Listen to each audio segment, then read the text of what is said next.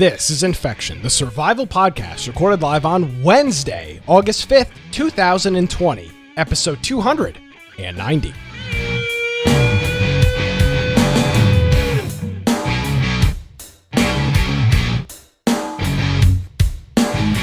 Hello, ladies and gentlemen, boys and girls. Welcome to another episode of Infection, the survival podcast. Infection is your source for the latest information on survival video games. We bring you the latest news, reviews, updates, and more each and every week. My name is Nick Craig. You can follow me on Twitter at Nicholas M. Craig. Of course, you can visit our website, infectionpodcast.com.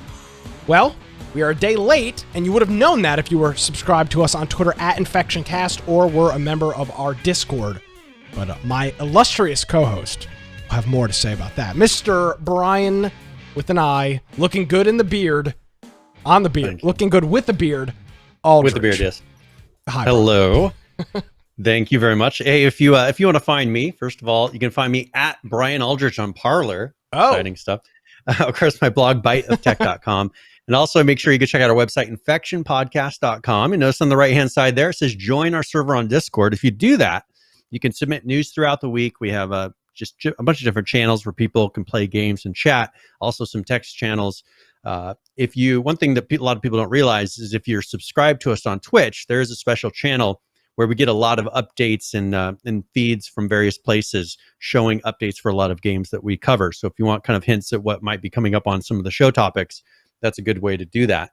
Also, we have our Steam group. So if you happen to be here, maybe you didn't realize we had our show a day later, you happen to be sitting at your computer now on a Wednesday night, you would have gotten a little notification on Twitch. It would have popped up and you would have been able to join us live for this episode.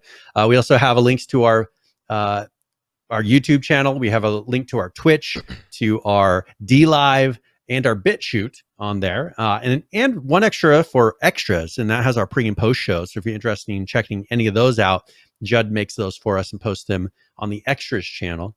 Also, we have below that all the links for the audio only form, so the podcast form, and that's for various platforms. They have desktop apps, mobile-based apps, so anything that uses the old standard podcast RSS link. And then show notes for now 290 episodes. So if you're listening to it after the fact, you can follow along with this episode, and we have a lot of links for things that we're going to be discussing. So you can open those up and maybe watch the high-quality versions or follow along on various patch notes and things like that as we do the episode. So if you're interested in that, those are on for all episodes that we've done up and since the first one. If you want to support us, you can do that through the support menu option up there, and that has pretty much amazon.infectionpodcast.com, humble.infectionpodcast.com, and people that you'll probably hear through the show, people give us their Twitch Prime subs, and those help add up throughout the year.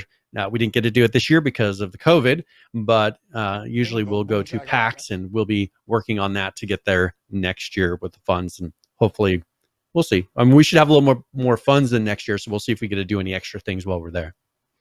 You know what that means. Extra. Nick will drink it all up. Extra funds at PAX. I want to thank our friend Spaceship Donnie, who hit us up with the resubscription here on Twitch 6 months in a row. Thank you very much, Donnie. We greatly appreciate it.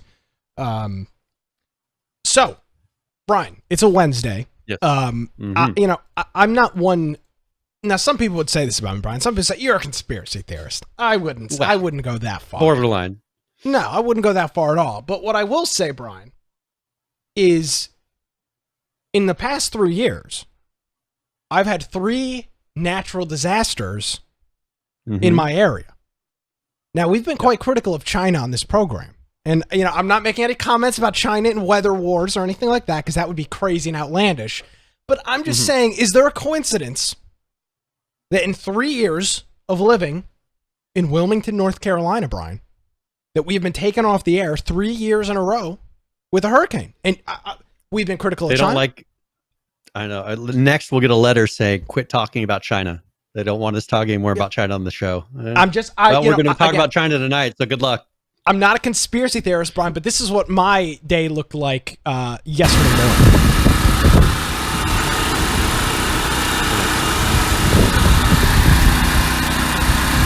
So, I mean, obviously China had something to do with that. Would you agree? Even though it was a Chinese generator that I bought at Harbor Freight for like $350. Obviously China had something to do the whole time. I'll tell you what, 14 hours. Let me tell you this. Yesterday morning, so the storm came in Sunday. The storm came in Monday night through Tuesday morning here on the East Coast. You probably heard about it unless you live under a rock. Hurricane Isaias. So I just moved into a house, funny enough, 2 weeks ago. At this point, 3 weeks ago. I've just purchased a house. So, of course, very nervous about that. But I had the foresight, buy a generator right when I moved in because it's hurricane season. That's what happens. So, Brian, yesterday, actually, that was yesterday. Yeah, about 12:30 in the morning, the power goes out. Expected. We're getting a Category 1 hurricane. It landfalled like 30 miles from here. Okay, expected. So there we go. So you pull the generator out, get it out back, get it all fired up. I got the equipment running here. I got the server. I got my weather station publishing data to Weather Underground every 5 seconds. Everything's great. Everything's fantastic. So, about 2, 3 o'clock, I start turning some stuff off. I grab a fan because it's 98 degrees outside or whatever, and I attempt to sleep on the couch for a couple of hours. Wake up, get my stuff ready because I'm working from home, and let me tell you what, Brian. I had 3 different friends stop by. They grabbed some coffee, right? I had the fridge, got the coffee maker going. I had donuts for people. I tell you what, Nick is a generous gentleman, a generous individual. I'm giving out coffee. People are swinging by for lunch. You want a donut? Coffee, got cold creamer. I mean, I'm not saying I'm like the nicest guy ever, but I would say I'm in the running. Natural disaster. I'm over here. We're playing on the, we're watching the weather. We're, drinking coffee. I mean, I'm not saying I'm the nicest guy ever, but way to do it. I mean, that's the way to do it, though. Cold beer in the afternoon. It's like, isn't it the same thing like Lance? He's like barbecuing and doing all this stuff, going crazy, eating up and drinking all of his liquor before a quarter of the way into the natural disaster. I'm not going to defame my good friend Lance, but I will say that he knows how to have a good time with the hurricane. And I think I know where you learned it. Yeah, I had the garage door open. We're grilling outside, just saying it was a good time, Brian. It was a good time. So hurricane was here. Brian was very flexible in his schedule. I did have power last night, but the power company severed an internet line. So I had internet almost the whole time until like 2 o'clock yesterday. And then it came back. So it had nothing to do with the hurricane. It was them working on something and then they messed up. Yeah. Well, yeah. I mean, they were, I'm sure, moving a pole or doing something and they snugged a line somewhere and that took the internet out for probably about 5 or 6 hours. But throughout the whole storm, I had internet. I was publishing data from my weather station. So if anybody's interested, you can go there and you can see the pressure drop when the hurricane came in and then it rise back up as it left. It's pretty neat. So we survived. Nice. We're here. I'm not saying China is specifically targeting the program, but I'm just saying it's, coincidence. I think not. All right. That's all I'm going to say. And we'll leave it at that. So we're here. It's a Wednesday. 290.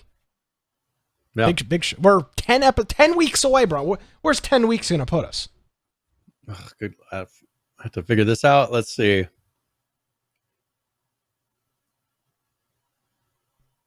That will put us on the 14th. Or, we got to go back a week. No, the 14th of October. Or go back a day. Well, but that's a Wednesday. So that'll put us on the Tuesday. 13th. Oh, Tuesday 13th. The 13th. The lucky number 13. Wow. Mm-hmm. What are we doing for that? I don't know. How about if anybody has suggestions, they could message us in Discord. What was that? Weren't you going to come out here in the fall? Yeah, but I don't know is that 10 weeks away? I'm gonna have to. I don't know. That could be cool. I could just make sure. Yeah, let me look and see what time of the year that is. That could be neat. Maybe we do an in-person 300th show. That would be cool.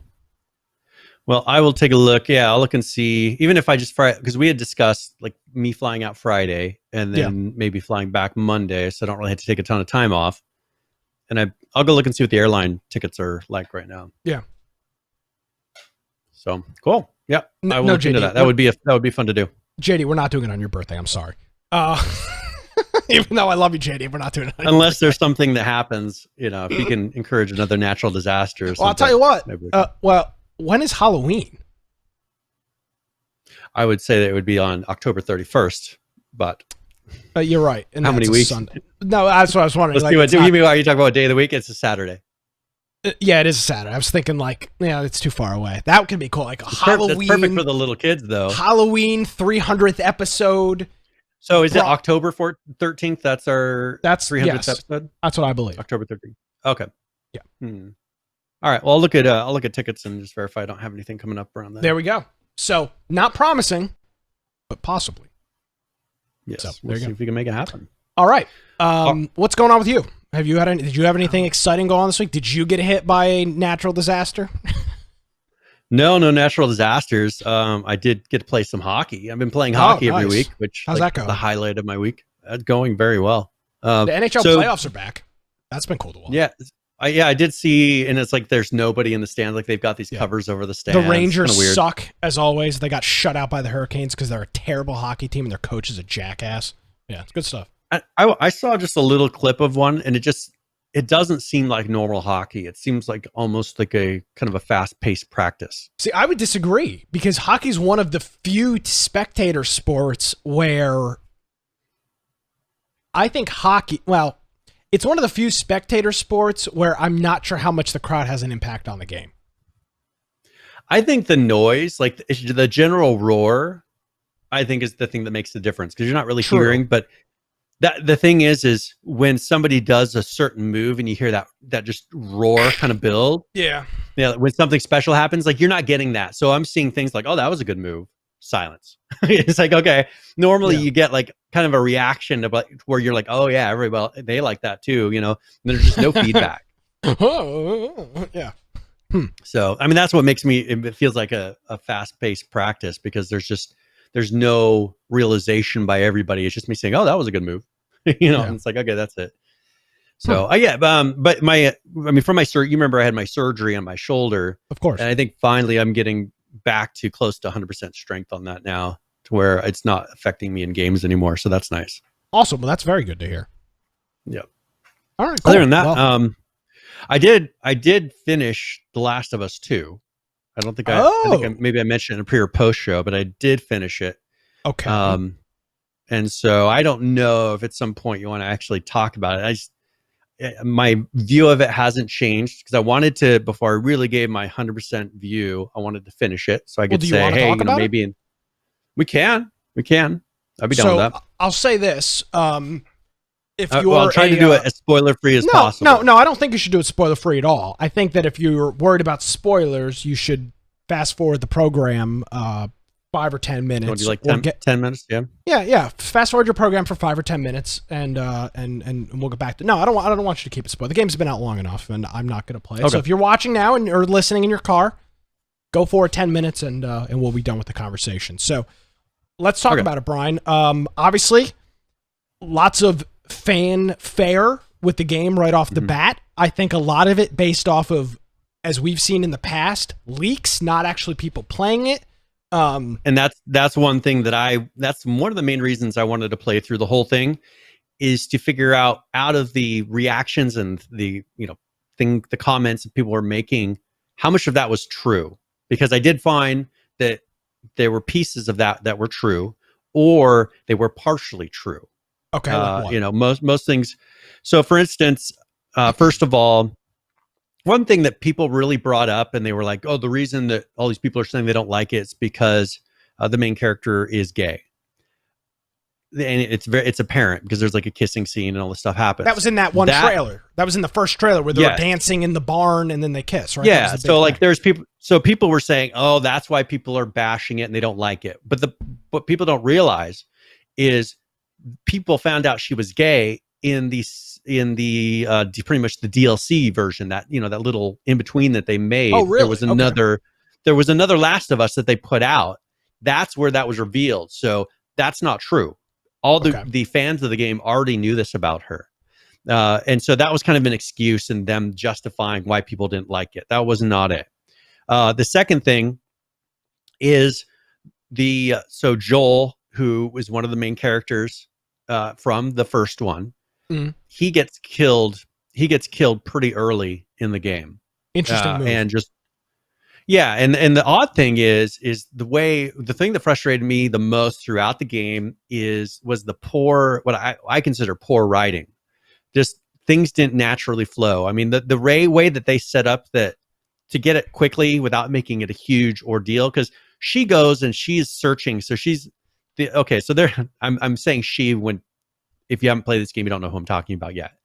So there is the person who kills Joel is you probably have heard, people first thought that she was a trans character. No, she was a bodybuilding female. So I mean, she's a female that has arms bigger than most It's men ma'am. by far. Than yeah. And so people saw her in that leaked footage and they just assumed that was a transsexual, but no, it was a bodybuilding female. And the frustrating thing for me is it just didn't make sense. First of all, if you go through the game, you can find a little clipboard that shows her workout schedule. She does arms once a week. If you lift weights and you're in a post-apocalyptic situation where there's limited food, you don't have protein, you don't, maybe you have steroids. Where's she getting steroids from? A consistent supply that's not spoiled when everything else in the world is spoiled, right? Anyways. So she is just ripped. And they're like, oh, but we based her off a real female. Yeah, you're basing her off of a professional bodybuilding person who every day is in the gym working her arms probably 3 to 4 times a week with the perfect, using steroids and having all the perfect things. Anyway, so okay, this but hold character on. comes Can in. I stop you? Yeah. Why does that bother you? Because it just didn't make sense. Like for me, but for me, I'm a person who the story matters. Like the environment matters. I'm looking for those little hints that tell me a story. And immediately right off the bat, it's like, well, this is weird. Like most people are going to be starving. And the thing that really made me frustrated, it's like, because you have scenes where you're playing her. You go in, it's like her friend grabs 2 of their like breakfast burritos. And she says, you're only supposed to have 1. He's like, no, this is for this other person who's coming with us. That showed me that they're not allowed to have more than a very allotted amount of food on this. How is she maintaining that body mass? Because I understand how much food my nephews, I feed them, and they lift, every day or 2. Damn. And I understand how much food you have to consume to maintain mass. And I've done it myself. She can't. Especially on the meals that they're providing them. You cannot maintain that mass. It just didn't, for me, that just broke. It's like you're going out of your way to make everything realistic in the world. But because you want that character for some weird reason, you just want that character in there, you ignore all the rest to make that fit. And so that was just one of the things. Why did she, if I can ask, why did she kill Joel? Which, by the way, I am not opposed to TV shows, movies, or video games killing main characters. Some of the best TV shows and movies, aka The Sopranos, kills off a shit ton of main characters. Okay, can I give a spoiler on another game that does what this? Game? Can I no, not Red Dead Redemption 2. No, not Red Dead Redemption 2. No. Okay, I won't talk about it. No, you're not. No, I refuse to believe anything you say. Okay, do you remember how I've been saying I want you to finish that game so I can talk to you about it? Stop! You're already spoiling it. Stop! It's been 2 years. Can you please? A year and no! I just want to be able to talk to you about the game and you won't play it. It's been years, Nick. I've been telling you, can you at least make it halfway through that game so I could talk to you about the game? Please? Anyways, so wait, hold on a second. Hold on a second. Are you trying to tell me that this game that came out on October 26th, 2018, I should have played this already? Is that what you're trying to tell me? I'm trying to tell you. Because I've been telling you since this whole time, please, I want to talk to you about this game, but I can't because I don't want to ruin it for you. Will you please just play halfway through the game? Halfway through. That's all I need. I'll give you 30%. Take it or leave it. All right. So anyways. By Christmas. I'll get to it by Christmas. Okay. Obviously, I'm not, because you didn't hear me saying I hate that game, right? No. So obviously, I'm not against taking out main characters. Okay? And so Hold on, that is Jonesy. something It's been out long enough to spoil it for you, not for me. That's the difference. That's that's the big difference. This is my show, not your show. So I get to my rules. You're in my house here. Okay, so I'll leave it at that as far as Red Dead Redemption stuff. But I just want to say I'm not against that. It can happen. But what I will say is that with this one, the character that's the bodybuilding female in the original Last of Us, remember, Joel kills a scientist that's trying to get the thing that's going to cure everybody from Ellie, but the thing is going to kill her. So Joel's like, no, you're not going to kill her. The guy says you can't take her, so he kills him and leaves with her. Right. Gotcha. So that's what happens in the first one. This is the daughter that you never heard about anywhere in that game. Okay. Of that man. So good. They go through and so they're going through, and this is that girl. So she goes and you see her, you're playing her. You go up to the camp pretty much where Joel and everybody are. It's a big town. Okay. And all of a sudden there's some sort of I don't remember if it's a storm or something crazy happens. Hurricane. And he comes running. They happen to run into each other by chance. The one person she happens to be looking for in the world happens to be wandering in the exact same place. They end up fighting off her people or whatever together. I'm trying to remember exactly how that scene unfolds. And then they're together and like he's helping her and protecting her and keeping her safe in this time. But then all of a sudden, like all of her friends meet up and then she just kills him with a golf club. So she bashes his head in. Ellie happens to be there for some reason. She comes in near that time. So they've got her pinned down. Is Joel Ellie's father, or are they just friends that met up in the first game? They're friends. So he came across her and just pretty much protected her. That's what I think I remember because I played. I think I played about he is half the not, first game. He is not. Yeah, he is not her father. Gotcha. Okay. So she is mad, of course. She doesn't kill her because she's like, my beef was between the two of them. Goes off on her way. So then you keep switching back and forth between Ellie and this new girl. Now Abby, I think, if I remember correctly. Let me stop real quick. We were at the 10-minute mark. So for folks listening on audio, go ahead and skip forward another 5 or 10 minutes or so, and we'll be done with the conversation. So go ahead, Brian. Yeah. So they go back and forth with this. They're constantly chasing each other.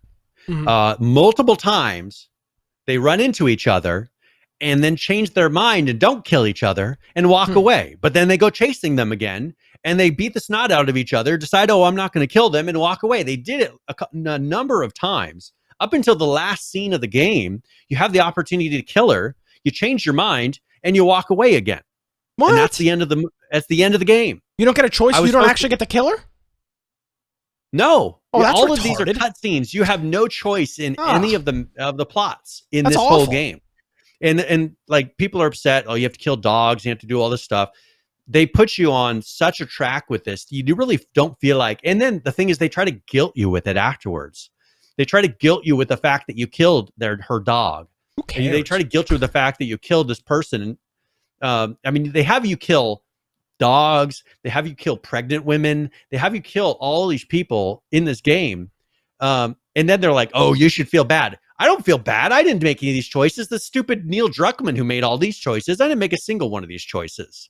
And so you felt so disconnected. You didn't feel in the story whatsoever. Red Dead Redemption 2, various games, like when you're going through, like you feel part of it. You feel like you're in there. But the thing is, with this game, the whole time, I never felt like I had any input on a single one of the decisions. Because the second you got to anything that could be kind of a touching or a edgy thing, they take away your control, and all you're doing is smashing buttons. Did it feel like it was what are those games called where it's just kind of you're like watching it and you don't actually play it? So like a visual novel. Did it feel like a visual novel where you like don't actually get to do anything? Yeah, other than when you were looting, you're going between places, you're kind of looting and going through buildings and opening up drawers or searching for stuff. Yeah. Those are the only times that you really have control in this game. Other than that, it's pretty much cutscenes, and the only thing you do is you smash square. anytime something comes up, someone starts something where you could either die, which makes you restart the section again, or you sit there and smash square as fast as you can. That was the only kind of challenge. They did have a thing where you can grab, how they always do in Naughty Dog stuff. You grab like a trash bin and you move it so you can climb up onto something. You could do that. One thing they did add in this is you were able to throw like electrical cords over things and then plug it in to power something. That was a very unique thing that technically that was a very difficult thing to do for programmers. So a lot of people realized that, were like, hey, that took a lot of work. That was very, very cool. Hey, thank you, Falcon Rain, for 22 months in a row. So Falcon, thank you very much. Saul did point out, you get your fingers chewed off. So one thing that they do build up is Joel teaches you to play the guitar. And so that's like something that you really enjoy. Mm-hmm. Right at the very end, she bites off your fingers that you use to play your guitar. So you can't do that anymore. Fingers? Yeah, she bites off your fingers. That seems unrealistic. The big buff girl. Biting, I mean, I'm no mouth expert, but I don't know. Maybe you can. Can you bite somebody? Like, can you really? Like, I think if you did it, I don't know. You'd have to do it at the joint, maybe, if you got it just right. But still, you'd be pretty hard pressed to be able to do that. I mean, like that. Well, that would be like you trying to bite down on a chicken wing. Like, yeah, it'd be very difficult. Jones says it takes the exact same force to bite through a carrot. I call bullshit on that because I mean I've bitten a chicken wing and hurt my teeth. But the thing is, I think you'd have to do it right on the joint. I don't think you'd bite through the bone. I think you'd have to bite at the joint so that you're actually severing the tendons, or So, anyways, so that's one thing. Now the odd thing is that now there was a trans character in this, but it's gonna figure out how I say this. It's a kid who is part of this other, because in this, what I found kind of annoying and I think was really bad timing, that this game is based on Antifa versus Christians, which is kind of not good timing because we're already living this right now. Not so much maybe Christians, but conservative versus Antifa. That's what this whole thing, the whole war and the reason that everything is destroyed was because of this Antifa versus Christian war that they went through that happened in Seattle. I mean, they've been making this game a while.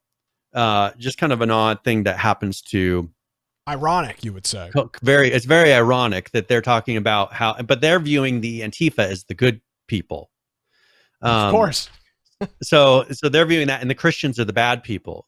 And so, for instance, this child that was born a female, doesn't like being a girl, so she shaves her head and leaves this group so that she can, with her sister. Abby comes across them, and so part of this is you working with them because this is that other like Christian faction, and so that person goes back, kills their mom for some reason, and then you go with her from there on. At this point, one thing that I found very odd is all the relationships in this. So all the gay relationships. So you have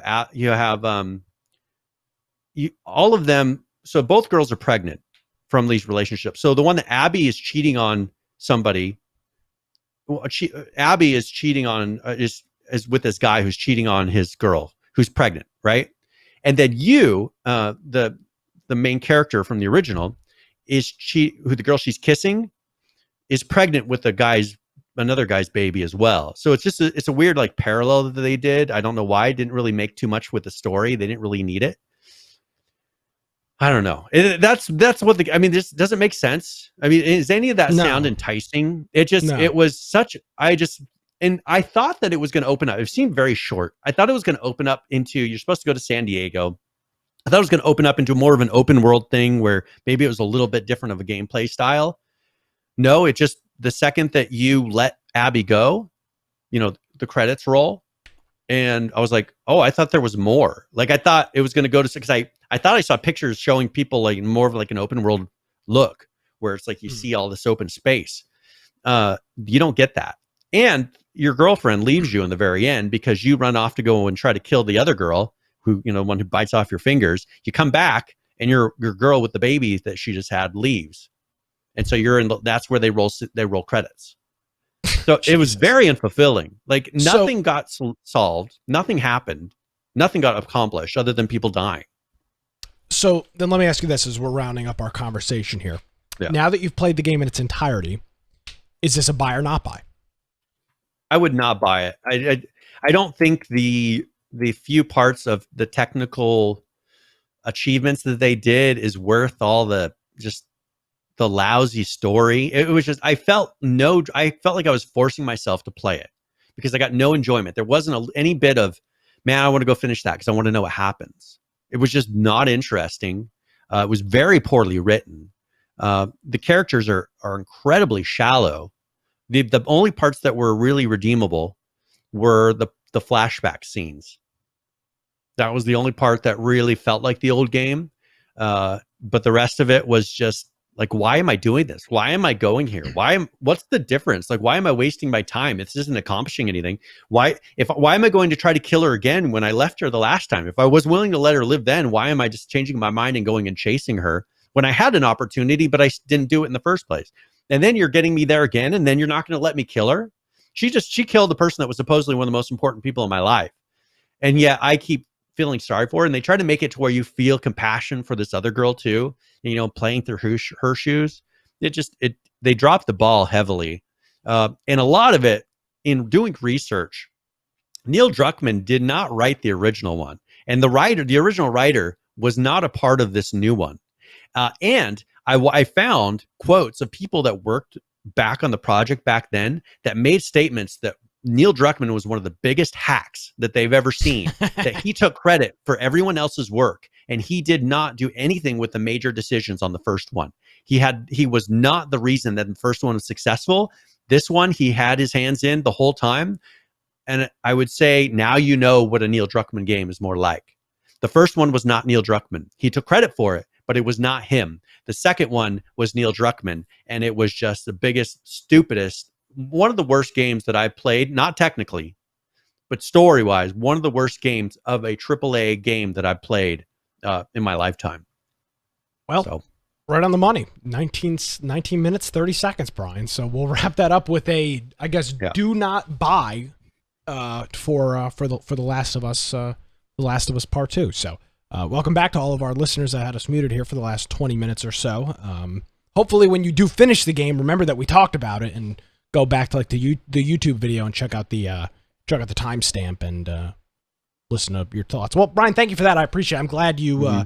I know it was we texted a couple times about it, and you're like, I don't want to play it anymore. And I was like, come on, champ. Yeah, I was like, you can do it. Yeah, I wanted to beat it so I could, so I wouldn't be one of those people saying, oh, I don't like it because of what I heard. I wanted to beat it. Isn't that soul crushing? Because I bought that PlayStation for this game, and Red Dead. Those were the only, and Red Dead's been out, and so the only game that I was waiting for was The Last of Us 2 because I expected it to be so amazing, because I enjoyed the first one so much, and then to have it be like this, it was the biggest letdown that I've faced. And now I'm trying to say, well, should I just get an Xbox? Like my exclusives aren't there, for the next one. I keep hearing Xbox is better. We'll see. Awesome. Well, there you go. Thank you very much, Brian. I appreciate that, and hopefully you, the listeners, appreciated that as well. A little bit of shameless self-promotion. Well, it's not really self-promotion, but the Humble Bundle is running a promo right now, and if you go to infectionpodcast.com/support, this is running for the next, 2 weeks or so, 12 days, 18 hours. You can get the Bohemia Interactive bundle, and if you pay $15.50 or more, you get Brian, this has got me tempted. You get Y-Lands, the actual version of Y-Lands, Arma 3, which I don't think I have. If you pay $20 or more, you get Arma 3 Apex, which is DLC, the Jets DLC, TAC Ops, and Marksman. And then if you pay $30 or more, you get Daisy. I don't know why this is their top tier. Daisy sucks. And then they hate charging less than $30 for that game. And then Arma 3 Contact, which appears to be some sort of alien thing. Sure. That's the one where you're going up and there's an alien encounter in the game. Is that DLC. Independence Day? Is it like that? I don't know. I just saw the clip when they were going to release fly your jet up into it. Yeah. Yeah. I tell you what, Who knows? having DayZ as the $30 or more title is the biggest slap in the face in the world. Yeah. Arma 3 and all of its if I didn't DLC own is it, cheaper. but I own I own pretty much everything Arma except for that Contact, which I don't remember. I think I think that was when you had to buy. It isn't covered on what I have. So I don't know. It's not worth it for me, but if you don't have those, it would be worth it. I would agree. infectionpodcast.com/support. All right. I want to mention real quickly here, Brian, you put this in here. Our friend, well, I shouldn't say our friend, but Ninja is back on Twitch. And he had between 60 and I think 90,000 concurrent when he came back. Is that more than he was getting on Mixer? That's more than he was getting on Mixer, yes. He was having like 30 or 40,000 streams. Well, on Mixer. you know, and I think we've been pretty critical. We have been very critical of Twitch in the past on this program. But what the whole Mixer thing, Brian, really showed me, it didn't show it to me, but it made me really appreciate it more than I did before, that you can't really buy an audience. Yeah. Microsoft, and the waters were kind of untested. I don't think most people thought it would work, but there's always the chance. They tried to buy an audience for 30 or 40 or 50 million dollars. And it turned out that is just not feasible. Now, as much as I dislike Twitch and their ridiculous policies and you know, the do as I say, not as I do things, and their unfairness in which way they treat certain people based on gender, race, what games they're playing, it's ridiculous. That is where the online video game audience clearly is. And while people did go over to Mixer to see Ninja, is nowhere near that. And I think now that coffin's been buried. Like we now know that doesn't matter how much money you throw at a personality, you are not going to win over a platform just based off of an individual person. Now, if you buy a personality and have a really bomb platform, maybe. But having essentially, it's just kind of the same thing with the Epic Game Store, and I feel the same way. Yes, they've got some good deals on there. Yes, there's some cheaper games, but you've kind of got you've got a shittier version of Steam. Yeah. Now, sometimes things are a little bit cheaper, but you can see why there's not mass exodus. It's not really that much better. You can buy the games, you can buy the exclusive content, but at the end of the day, people are going to go where they want to go. And obviously, people that watched Ninja back when he was on Twitch, a majority of them did not switch over to Mixer, and now the fact that he's been on Twitch literally a day, he's pulling more viewers than he was on median viewers than he was on Mixer. Yep, and making more money than this guy. You talk about playing your cards right, Brian. This guy is like, he might as well be card counting. He made 30 or 40, $50 million scot-free from Mixer, and is back streaming on Twitch, making God knows what kind of money. With no limits. So one thing Jed points out, he doesn't have a sub button. Most likely he might have his affiliate button or something, but that he'll probably will have to stream for a certain period of time, which he's going to hit all of the marks very quickly, like in a week.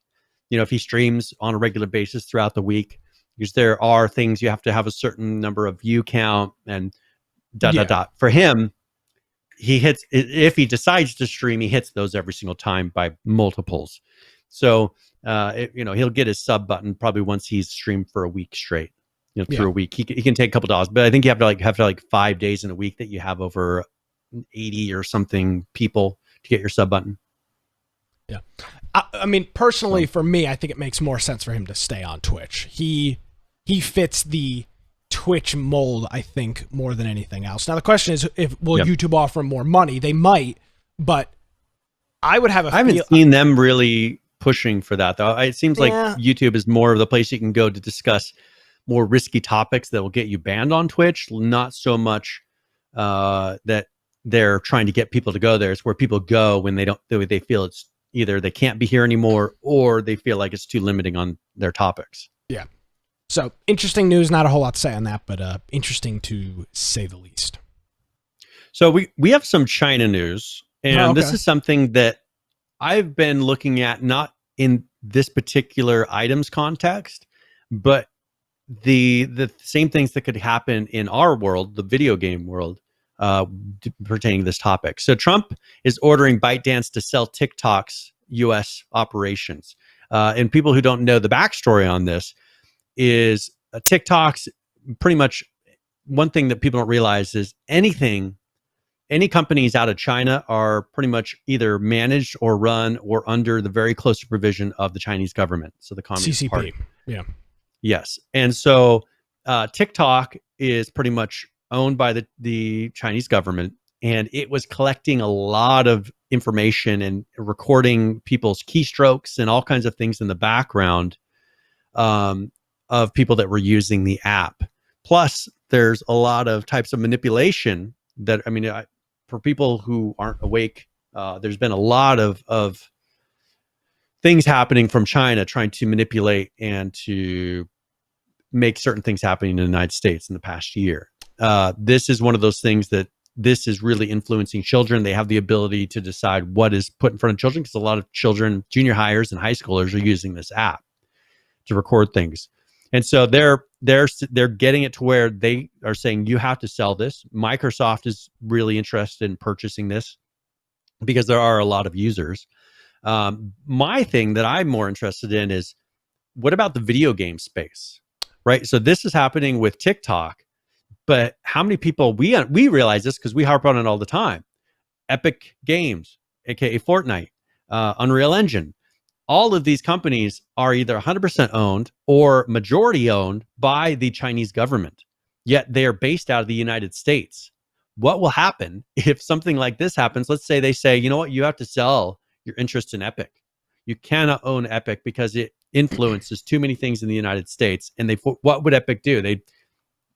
Someone would have to come in and buy. I mean, I could see this happening in the video game industry because it's such another way to influence people in the United States. So, Brian, yes. I'm gonna hit you with a whammy, and I don't think you're going to be expecting this. I think that Trump ordering ByteDance to sell TikTok is the stupidest thing I've ever heard. Now, let me get through this here. Mm-hmm. I obviously, from a political standpoint, believe that China is probably our biggest adversary, specifically on the cyber front. And obviously, they're also like they say they have an incredible military. There's no way to prove that. On a cyber standpoint, absolutely. There's stories after stories of them hacking into electric grids, and that they've admitted that they've got full access to like our entire grid, and they could shut everything down. I am not by any stretch. Falcon's bringing up the point that his electric company is owned by a company in Canada that's owned by the CCP. So let me be clear. I am not in any way, shape, or form a Chinese apologist. Mm-hmm. But I think, Brian, and you specifically, I think you're a complete hypocrite if you're concerned with China stealing your information using a backdoor, but you're not concerned that Amazon is doing it, that Google is doing it, that Facebook is doing it, and Twitter is doing it. And I think that's the thing that people are overlooking here is, while yes, I don't want my data to go to China, I sure as fuck don't want my information going to US companies that can have probably more of a direct impact on my life than China can. Now, can China blow up the United States? Sure. Can they shut down our power grids? Probably. But I'm interfacing with Amazon, Google, YouTube, Facebook, these big tech conglomerates way more than I am. I think that's about to be dealt with. I mean, if you look at the recent, I don't know. But look at the recent things when they started banning. Look at how they have really censored alternate views. We'll just call them alternate views on COVID treatment, right?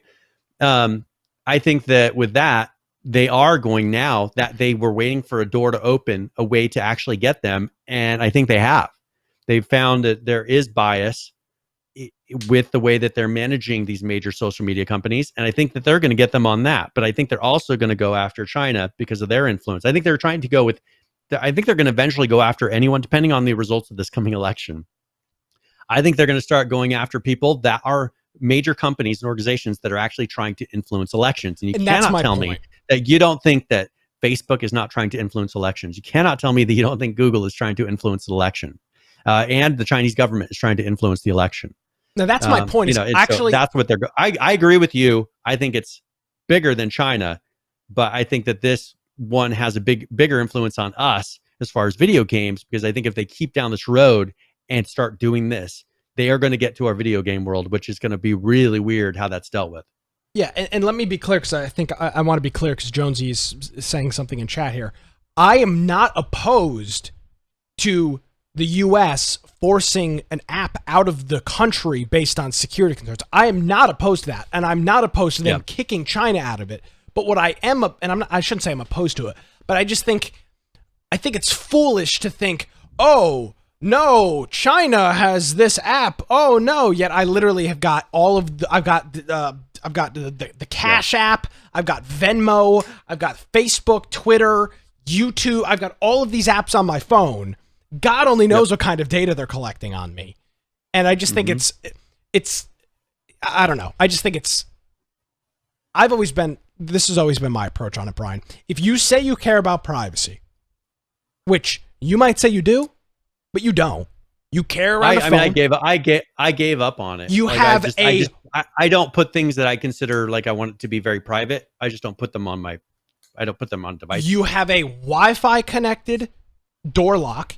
You have cameras in your house. You have doorbells, and you probably have Amazon devices. So if you say you care about privacy, you're an idiot, because you obviously don't. And I'm the same way, Brian. I like the ability to say a word, shut the lights off. Change the temperature to 73 degrees. I like that, so I am giving it up. I'm not going to sit here and preach to you about privacy, because that's retarded. I carry around 2 phones with me. A personal phone and a work phone. I've got a smart connected doorbell. I have a $35 Chinese camera in my house connected to the internet. God only knows what they're doing with that. Yeah. So if I care about privacy, I need to cut the head off and get rid of all of it. We're streaming a freaking video show right now. Yeah, I know. To Amazon. And this is something that I looked at. This is something I looked at a while ago, pretty much with the first, certain devices coming into my home. And I made the decision. I said, no matter what, I can pretend, I could fool myself and say, oh, I'm not going to let any of this happen. And you have certain things that I wouldn't have in my house. But the fact that I have a phone. Yep. That's it. I mean, they're already there. And so that's why I just don't put things that I don't put things on my computer. I don't put things on my phone. I don't do things that I would be like, oh, if this got out, like I would be so embarrassed. Yeah. So I just hold myself to a higher standard, because I just assume that everything could get out. Well, and I don't even think it's as much of, for me, it's not as much of like things I wouldn't want getting out. It's just more of just generally a privacy thing, right? I mean, I'm pretty politically active, Brian. Who knows what my future may or may not hold. I don't want location data of where I was at a certain, I'm not committing a murder or anything, but I don't want my location data possibly being used in the future to nail me on something. I mean, but again, I can't sit here and say I care about privacy when I'm carrying around 2 phones. I say goodnight to my A word every night, and it shuts off my lights, locks my front door, and changes my thermostat temperature. And I'm going to sit here and preach to you about how you should be worried about your privacy? I mean, come on. That's ridiculous. So I'm not opposed to Trump doing this, and I'm not and not even Trump. I wouldn't be opposed to Obama doing it or Joe Biden doing it, because I do think China I think they're our biggest adversary. But then we also need to shine the spotlight on the U.S. companies that are raping us in terms of our data. And there was a big Senate intelligence hearing this past week. Of course, you asking a bunch of old white people that know nothing about technology to sit over these, and they're asking Mark Zuckerberg questions about Twitter and Jack Dorsey questions about Facebook. But yes, it's a serious problem. This might be the good first start, but let's not just ban TikTok and go, oh, our privacy concerns are resolved, because they're not. So I think they may be testing the grounds on an app that is only used by children, that parents are like, well, I don't mind if my kid stops using that. Or, if they sell to Microsoft, it's an app that is profitable. This is pretty risky, but I would say that most people, I would encourage you to go and do research yourself. This is one thing I try not to just tell people what to think. I'll tell you what I think, and I'll tell you to do your own research, because just because I say it doesn't mean it's true. But I've gone and done my research. I encourage you to go and figure this out. If you're saying, oh, that's not true, well, then go look it up. Go find data and look up these things for yourself, because China has been working for many, many years integrating, and we see it here. If you're going to tell me that China has not integrated themselves into the video game industry, you're got to be one of the stupidest people I've ever met in my life. You're not listening, and these are all things that we have not made up. China owns these things. And so this is happening on many, many fronts: the food industry, the entertainment industry. If you look at the way movies are made, for companies to be able to release a film in China, they have to record 20% of the movie in China. So you ever wonder why all these modern movies have scenes for some reason that take a side route into some China port or something? It's because they're required, if they want to release that movie in China, to record 20% of the movie in China. So they've integrated themselves into the film industry, the video game industry, the food. They own most of our primary meat packing plants in the United States. China. Yeah, I mean, it's just and if you don't have to like Trump, but you know what? He called it. He saw this coming. Because he did a lot of importing and exporting and everything else. I think he knew. He's like, China, because he's probably had to deal with them. If he wanted to sell anything and do any dealings in China, he saw all the things that they were doing. And I think most people just didn't care because it doesn't affect them, right? But we're seeing it starting to affect the video game industry. It's encroaching into our areas. So it is a big deal. Yeah, it is. So, this is a conversation that, as we talk, now that we're, open to discussing politics a little bit more on this program, I think this is a very important conversation to have, and our industry will be greatly affected by it. So a little bit of China news this week. I'm sure we'll have a hurricane here next week, taking us off the air. Now, another thing in China they're starting to do is they're requiring verification of their citizens to be able to play games. So they have a real name verification system so that your real name is shown in games when you're playing. And they're implementing things like facial scanning. So when you load the game, it'll scan your face to verify it's you so that you can play games.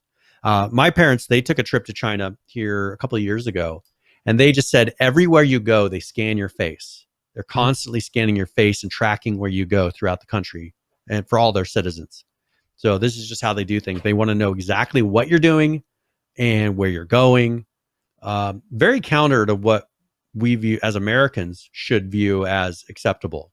But then we kind of give it up. So it's 6.5, one half dozen the other. It's either the government doing it or, Facebook or Google. Which but I mean, we don't require them to scan their face. We just, put it in the, put it in the phone. There you go. Yeah. I care about my privacy here. Let me put my thumbprint on my Apple device so they can send it to God knows who. Yeah. I'm a privacy expert over here. I'm here. Welcome to my TED Talk on privacy. Let me stare at my phone to unlock it. So there you go. That's a little bit of China news for you here on the program. Brian, we have a date, my friend. August 3rd. The countdown begins for Dead Matter. They say it'll take probably a day or two. So that's going to be coming up here in the next day or two, hopefully. Is when that they announced that this was going to be starting, and they were going to be notifying backers via email with their closed alpha Steam keys. So August 3rd was when the countdown began, where they were going to be correlating the lists with their own records, so people that bought on their website, and then the Indiegogo records, so that they could get an accurate list of who bought the game and not. So in the next day or two, hopefully by the end of the week, you'll have your keys for Dead Matter. And they did say whatever that was, that roadblock was removed. So whatever the legal thing that was the issue, somehow they didn't go into a ton of detail on it, which maybe at some point they will, or maybe because of legal reasons they're not. But that has been dealt with, so there shouldn't be anything holding them up at this point. And then we've also got the update that they did on July 31st, in which they talked about their setup and their system and whatnot. And there's a couple things that they're working on here, development-wise, the dedicated server system, getting vehicle keys implemented so they work with motors as intended, improving the character creation experience, and setting up a README for server owners to assist with some different configuration things. We've got some different sound things. This looks cool, Brian. Actually, a home security system that appears that you'll actually be able to arm. Yes, which is pretty cool. So, because you want it to alert you if like a zombie starts to break in, for instance. Yeah, so you'll be able to have an alarm, and you'll actually be able to punch in a code to it, or to arm or disarm it, which is pretty cool. They've got some different traps. This is what they're calling the lawnmower trap. It is a lawnmower motor on top of a couple pieces of wood that it's like a human blender by the looks of it. That'll be a trap that they have in game. Here's a couple of things they have here, Brian. This is a very crap. What was that AMC show? The zombie show, Walking Dead. This is very much a Walking Dead style thing here. The aluminum baseball bat, the one with the nails pegged into it, and then just the regular Louisville Slugger. Couple of different things with animations here. This one shows the hands in first person. They did a complete overhaul on that, which, by the way, makes a big difference. You don't realize how awful hand animations look until you see crappy ones, and you're like, oh, that looks awful. So they worked on that. They still don't look fantastic, but they look a little bit better. This is a animation for melee weapons. It's showing the hitting back and forth of a crowbar and the different staggered hits and the way that you'll go about hitting that. And that's pretty much it. So, Brian, the countdown began on Monday, and they're hoping to have backers' keys here in the next 2 weeks. Well, and it says, releases in 2 weeks, correct? It says 14 days. Well, that says I'm looking at their web. I'm looking at that website, and it says 14 days.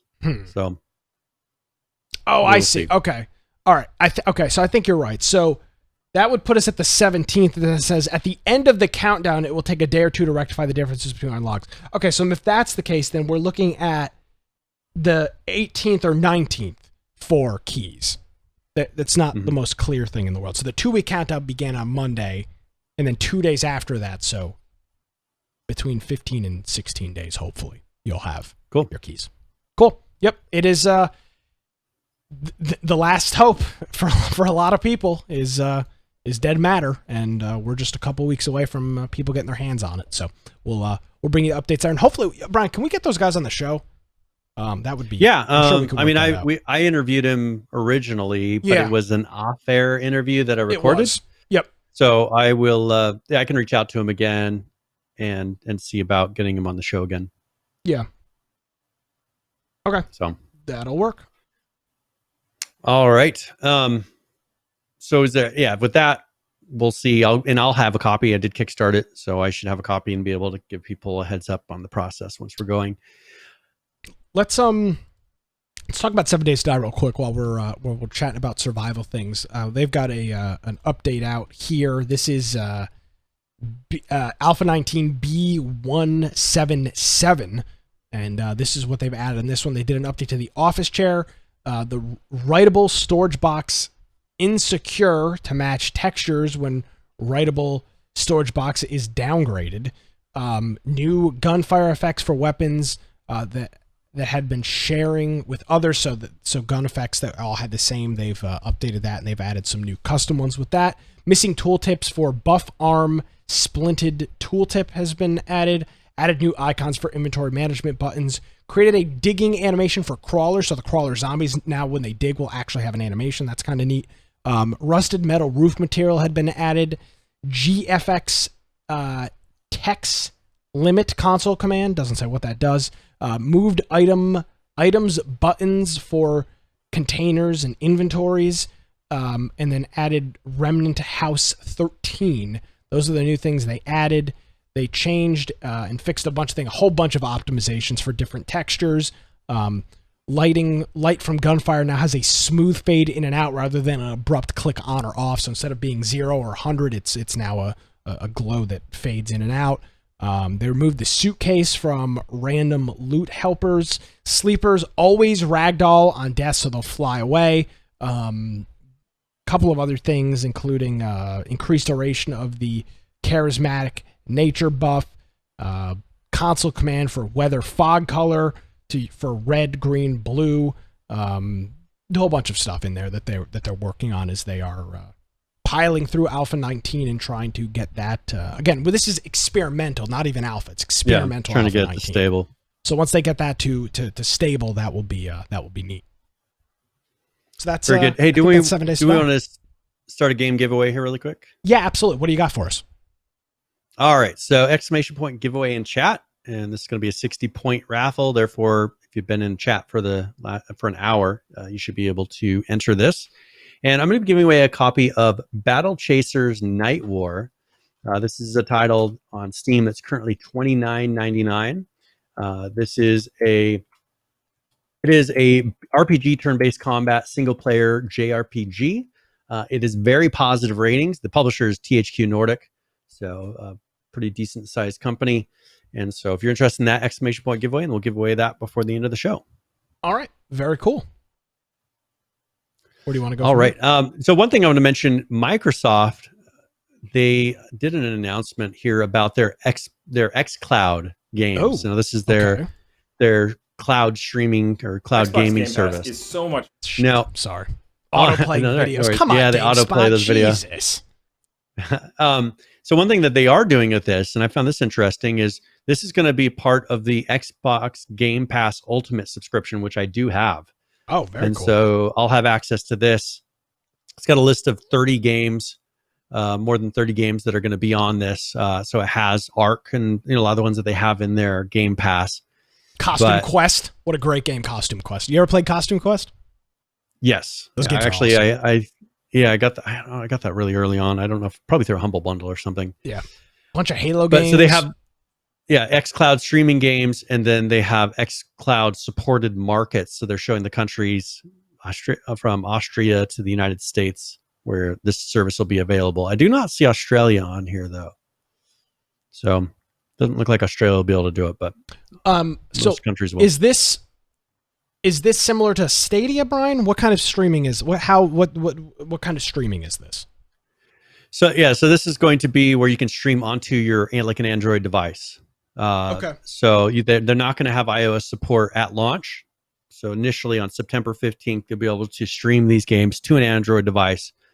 And I don't know about any kind of limits or things that they're going to have on this, but this is pretty much a beta, and it's going to be in the 22 countries that they listed to kind of figure out their scalability on this. But yeah, it's going to be like Stadia in that way, to where you can hook up a controller to your mobile device and then play these games on that without, and all it's doing is using the bandwidth and that type of streaming capability, and not using the CPU and really overheating your phone trying to play a advanced game, which it wouldn't be able to play these games, on the actual hardware. So be interested to see how well it works. And the fact that they're including it in the Game Pass is more of kind of a perk, a reason to buy the Ultimate versus the Gold. And it seems like this might be a way to actually accomplish it much better than what Google's Stadia is trying to do, where you're purchasing the games. So Game Pass Ultimate is $15 a month. It's like 100 some. Yeah, it's like 100 something bucks a year. So what I find funny, Brian, I don't find it funny, but it just shows that the reason Google had such a problem with this is because they didn't own anything. Google's not a publisher. They don't have anything. They don't have licenses to these games. Microsoft is going to launch with 100 games. Google's got what, like 9? And you have to pay for most of them? It's just bizarre. One thing for the people that don't know what the Ultimate is, this gives you pretty much a number of different things that you can get separately on Xbox. So the EA games, package thing that they have, where you get all the EA games for one price. All of those are bundled into this one cost. So you can buy these each separately, or you get the Ultimate, and it gives you access to all of them under one subscription. Yeah. So, and then this is going to be added to it. So they're just making it a stronger reason to own the better subscription. Between this and Mike and Sony's streaming service, there's Stadia. PS Now is just, to say it's DOA would be an understatement. I mean, it was dead. It was dead before it was conceived. I mean, it's just they don't own. It's the same problem we talked about with Spotify when we talked about the Joe Rogan thing. Spotify doesn't own anything. Everything they do costs them incredible sums of money. They don't own anything. So, and now Microsoft owns all this crap, and they're not just the publishers. A lot of them, they're first party studios. They literally own the studios. So they can do whatever they want with these games. And that's why you're seeing, that's why Minecraft is on the list. That's why Halo and Gears are on the list. Sea of Thieves is on the list. Wasteland is on the list. This is their the one stuff. With the DLCs. Yeah. And this is a third of the games. There's going to be, I bet you eventually they'll have the whole 70 more games. Xbox Pass. Yeah. I bet you at some point they'll have the whole Xbox Pass on there. Yeah. That's cool. So very cool. So good for them. So that's something to keep your head out, head up and look out for that, because that's coming up next month. So I'll try it out. Gotta have my Xbox, and I have a subscription to this I'll see how it actually works on my phone. All right. Let's talk about Blizzard a little bit. Now, this is something that I know there's not a lot of context to this, but people working at Blizzard, of course, who makes World of Warcraft, Diablo, a lot of these other games, the people that work there are getting mad because of what their salaries are. A lot of these employees have started posting what their salaries are. And I just wanted to give a little insight for people that are hearing this. I want to give a little insight as to why these companies, when you have a company that makes games that so many people love, these companies realize that people will come and work for them, and will work for them at a lower salary just so they can say, I work at Blizzard. Same thing happens with Facebook. Same thing happens with Twitter, with Amazon. A lot of these companies don't have to pay as much because people just want to work there either for their resume or because they want to work for the company that makes the game that they love. So if you love World of Warcraft and you had the opportunity of working at Blizzard, you'd probably take it even if you weren't being paid as much as something else. So a lot of these people, when they signed on, they knew you went through the process and you got hired knowing what your salary is. I think the only way that you're going to change this is if you get enough people to say, you know what, we're not going to work for that low. But you want to know the secret?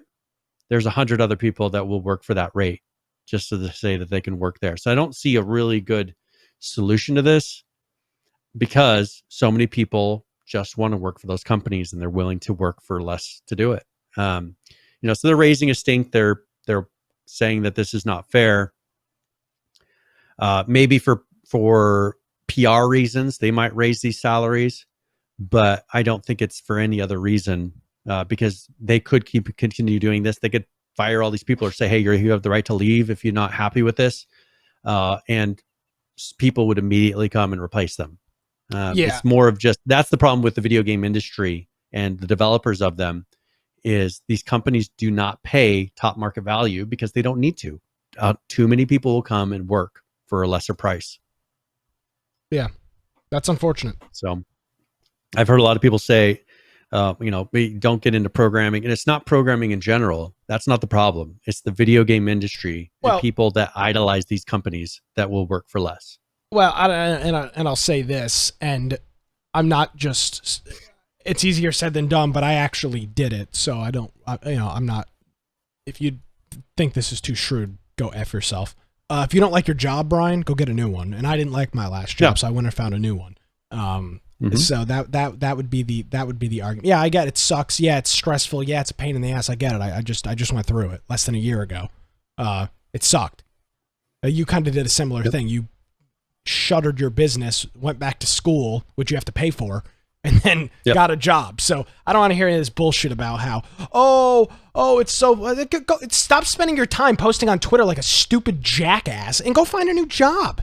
If you're so damn valuable, then you can go work at any company in the world and make 20% more if that's what you're claiming you're not making. Yeah.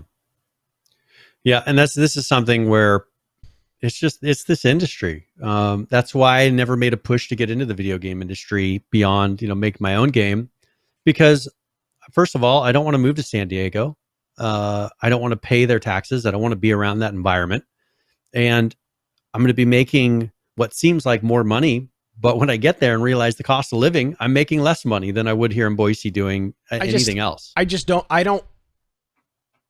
am very much I'm not saying screw people over, Brian, but I'm a very strong believer of you have to do you first. And is that selfish? If that's what you think the definition of self is, then sure. But as much as I love you, Brian, if push came to shove, I'm doing me before I'm doing you. And I would hope that, and I would anticipate you would do the same thing for yourself. Now, it's not I'm not going to stab you in the back, but if push comes to shove, I'm looking out for me. And unfortunately, a lot of people don't have that mentality, and their solution is to go bitch and complain to Bloomberg that they're not making enough money when they should be spending time writing a new resume and applying for other jobs. If they're so good themselves. And they're so valuable, which I'm not arguing. There's some incredibly talented people that I'm sure aren't making the money they think they are, that they're supposed to be. Fine. Then go find somebody to professionally write a resume or do it yourself and go apply for different jobs and say, oh, you're hiring me? Oh, you want to hire me? That's great. I need to be making $80,000 a year in starting salary. Yep. I need to be making $120,000 a year starting salary. That's not okay, on to the next job. Or maybe what you think you're worth isn't actually what you're worth. Maybe the market isn't paying what you think you might be worth. That's the reality for a lot of people. But it doesn't give you but bitching and complaining to Bloomberg is not going to get you any more money because Blizzard, frankly, does not care. Yeah. Well, the issue is a year ago, unemployment was at one of the lowest rates ever, right? Yeah. That would have been the perfect time for you to go to a company where you can make the rate that you feel you're worth. If you can go, because they had a shortage of workers. It was easy to get hired, especially in the development world and things like that 1 year ago. So I would say, if during that time, if you weren't happy with your pay, when people were probably trying to scout you and find you and hire you, if you thought your pay was so bad, why didn't you do it then? You want to know why? Because you like the fact that on your business card, it says Blizzard. That is why. So you're doing it to yourself. Or you're just lazy. Don't complain. Or you're lazy and you don't have the motivation to move on. I hate to sound like a ruthless jerk off, Brian, but I'm reading through the comments on Massively OP here, and these people that are just tearing out their hearts for these poor programs, give me a freaking break. They could have moved on to a different company. They chose not to. They could have moved on to a different field. Yeah. Go become a lawyer. Go become a doctor. If you don't think you're making enough money. Don't actually make that much money. Well, yeah, plenty of lawyers do make a lot of money. Well, okay, wait. I take that back. Lawyers in their first 5 years make almost nothing. They make that's very, very a lot little. Of careers. Exactly.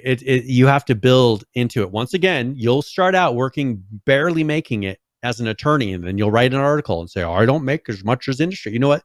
The people who work in the industry for 20 years make a lot of money. So, these people that are doing beta testing and internal testing and probably a lot of these other roles that can be done by anybody, you know what? They're not going to make very much money. I don't know what it is, Brian. I've got enough problems in my own life. I can't. Well, you want to take on everybody else's? I just can't think of something I care less about than entitled Silicon Valley workers that work at Blizzard and game studios bitching about their money, which is probably 2 or 3 more times than what I'm making. I can't even begin to think I care. If you're in this class and you're bitching on Twitter, go F yourself. Seriously. Yeah. Either go find another job or shut the fuck up. I am this argument, because you only see it in one field. Brian, I don't hear power crews that just spent 72 hours getting power back to 140,000 people in southeastern North Carolina bitching and complaining about them not making enough money. This only comes from certain groups of people. And it's entitled jackasses out in California that work for these video game companies. No other industry do you hear this. Literally no other industry. Oh, and teachers. Thank you. And teachers too. Yeah. Another entitled group of individuals. Not attack on teachers and as a whole, but it's the same thing. This entitlement. If you don't like your job and you're not making enough money, go work somewhere else. Brian, I didn't like living in an apartment. I didn't like having neighbors that played music all goddamn night when I was trying to sleep because I work an 8 to 5. So what did I do? I saved up money and I bought a freaking house. Yeah. I could go bitch to my landlord every night. It's not going to do anything. And I just can't get over this. Well, and that's the thing, as you mentioned, for me, I didn't want to work in IT where I couldn't leave town. I had to be like constantly moving around. Boise's growing a bunch, traveling, moving around, driving around Boise all day. It's taking longer and longer. So you know what I decided, all right, I'm going to go get a degree in another field that I enjoy and change it. And I did. So if you're not happy in your field, if you don't think it's fair, either change. These are programmers. I have a friend who actually he worked on the first Call of Duty. He is one of the big names, or one of the very well-known people in the industry, in the video game industry. I should ask him if he'd be willing to do maybe an off-air interview to talk about some of these subjects, because he's one of the guys where he doesn't really work most of the year, and these big AAA studios call him in for special things to fix and work on big topics. So he's one of the titans of the industry. I'll talk to him, maybe see if he's interested in, talking about it a little bit, because I discussed this with him, not recording. But he might be a good person to give a little insight into this topic. Yeah, I'd very much like to hear that, because I'm it's very frustrating, Brian. Because he knows, he understands, because these people do make money. You want to know where they make money? In bonuses. These guys are complaining about their salary, but they don't. But what they don't put in here is that once they've completed, like they release a game, they'll get a $60,000 bonus after they've released the game. And so they don't pay you very much through the process, because they got to keep their costs low in case the game doesn't release. When the game does release, they turn around and give them a $60,000 bonus. When I was working for Google, at the end, we made some apps for pretty much YouTube Live at the time. They paid us very well. I'm not going to say they didn't pay us well, but at the end, our main programmer, they gave him a $60,000 bonus on a year contract. Right. Beyond the $75 he was making an hour. Yeah. You could say this, but if you have experience, they will pay you money. These people just don't have the experience. They're low-level people. I've got so many problems in my own life.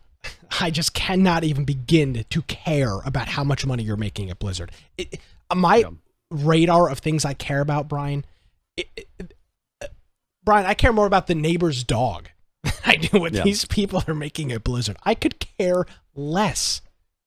And then they go. You want to cry for somebody else for a while, and then they go to Bloomberg or somebody else and go, "Oh, please write a story how we make 20% less than other industry." Then why don't you go work at the company? But their titles are so big. They're guaranteed almost to be successful. They're almost guaranteed their $60,000 plus bonus. They're almost guaranteed. When does Blizzard not release games? Right? I mean, they tend, if they work down a road, almost always are they going to release that game. It's not a risky venture for them to release a game.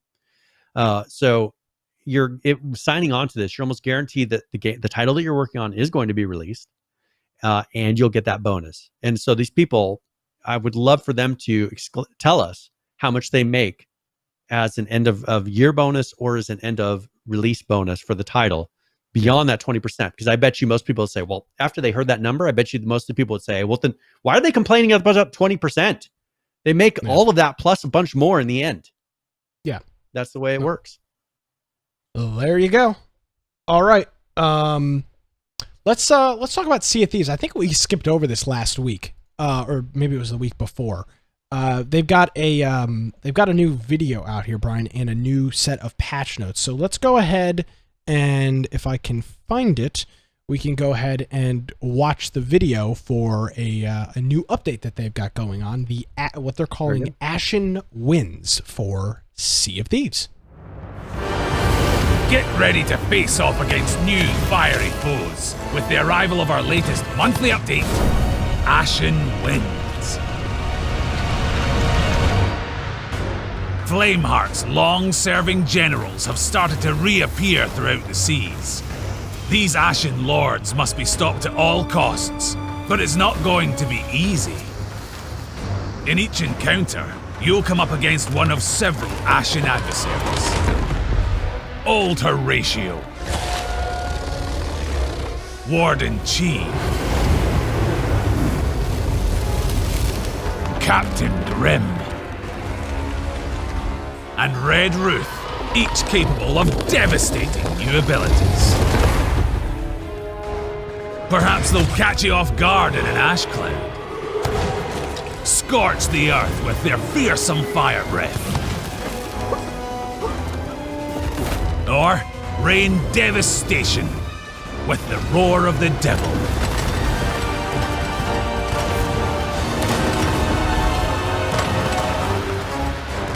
You'll have to battle hard to overcome this challenge.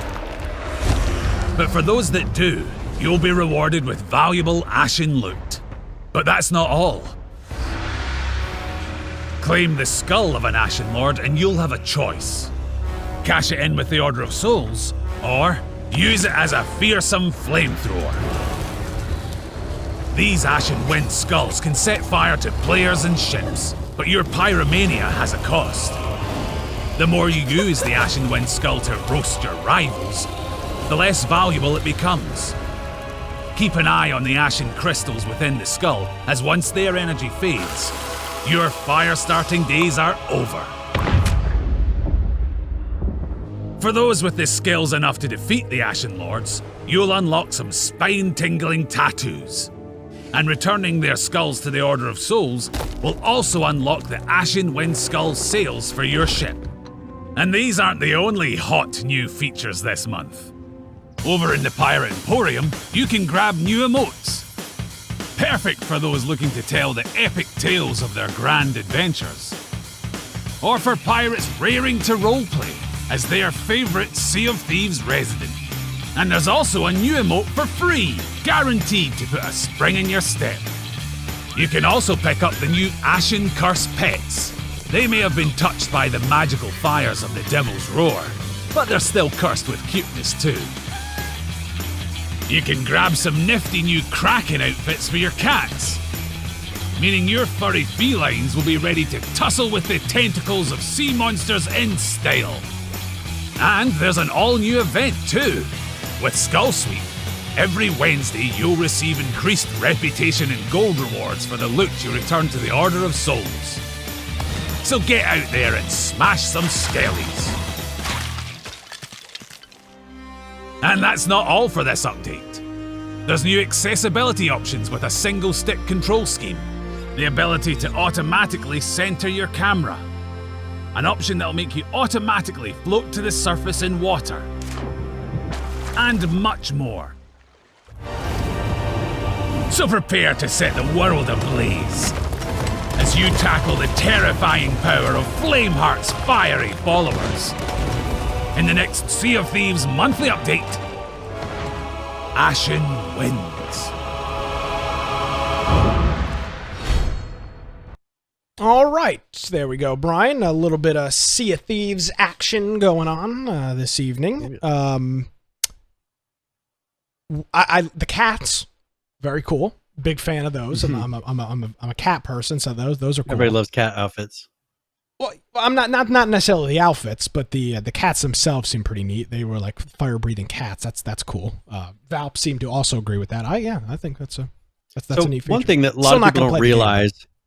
Yeah, one thing a lot of people don't realize is, they see that and like, oh, why, there's a bunch of things that people collect and they don't understand it. But having played a lot of WoW, once you've played a game a lot, those things start to matter. Like those little things that you're chasing and trying to gather and collect, and that little game inside of a game.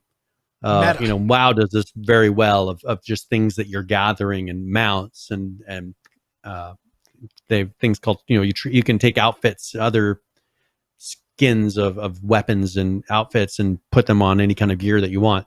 Like that becomes the kind of a side game that people do because they want to look a certain way. They want to have a certain mount or all the mounts. So if this is for them, I think this makes a lot of sense. Most people who aren't into it, they'll look at it and say, oh, that's stupid. Yeah, but I think for the people that play this religiously, this is the thing that's going to excite them.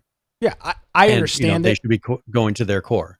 Yeah, I mean, I don't enjoy it, but I'm not stupid. I understand it. Yeah, why they're doing it. Yeah, absolutely. Absolutely. I mean, same thing with Fortnite. Kind of. Yep. I mean, they understand what their base wants, so they add these give it to 'em. skins and all this other. Well, actually, let's talk about Fortnite. 'Cause we've got a couple quick things with them. A little bit of positive China news, of course. So the water that we showed a couple of weeks ago is starting to recede, Brian, and Yes. there's a new POI. The infamous Atlantis is making its way onto the map, and I believe Atlantis is going to be in the upper. That's not Atlantis, but its real name is Coral Castle, but it's pretty much like Atlantis. Oh, okay, gotcha. It's the end of the waters, but yeah, it's Coral Castle will be the name of the location. Cool. So they're going to be adding that to the game, and I believe And they do show kind of a picture of the old versus the new map, and it's just two locations that were partially underwater or underwater. Yeah, can't it just flips back and forth. Show it. Yeah, if that helps. Yeah, you can see that. So yeah, you can see there up at like the upper left of the map, B2 and B6 and 7. Yep. So interesting. So that's in there. And also, we talked about this last week, and they were released today. But their car update was released today. There's a video if you want to play that really quick, kind of showing off some of the different vehicles and what they look like and how they drive. Before we do that, this was delayed, right? It was supposed to be in like 2 weeks ago or something, and there was an issue, so they delayed it, right? Yeah. So it was ended up just being today because there were some issues with the driving and things that weren't working right. Well, a big mechanic change. Let's take a look at it from our friends over at Fortnite.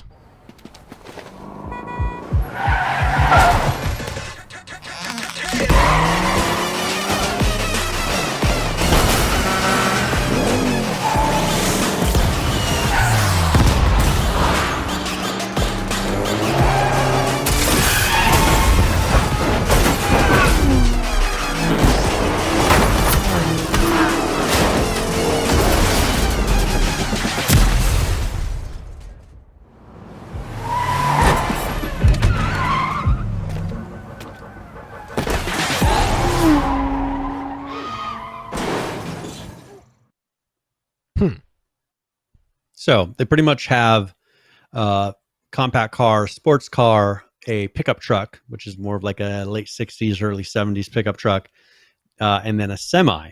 So keep that in mind. You need to remember that they do run out of gas. And so they have gas pumps that you can find, but also you can use one of the throwable gas cans. I probably should have saved the tip of the week, but here we go. So that you can fill up with gas as well. Nice. Very, very cool. It'll be interesting to see how much it impacts the game. They've done a whole bunch of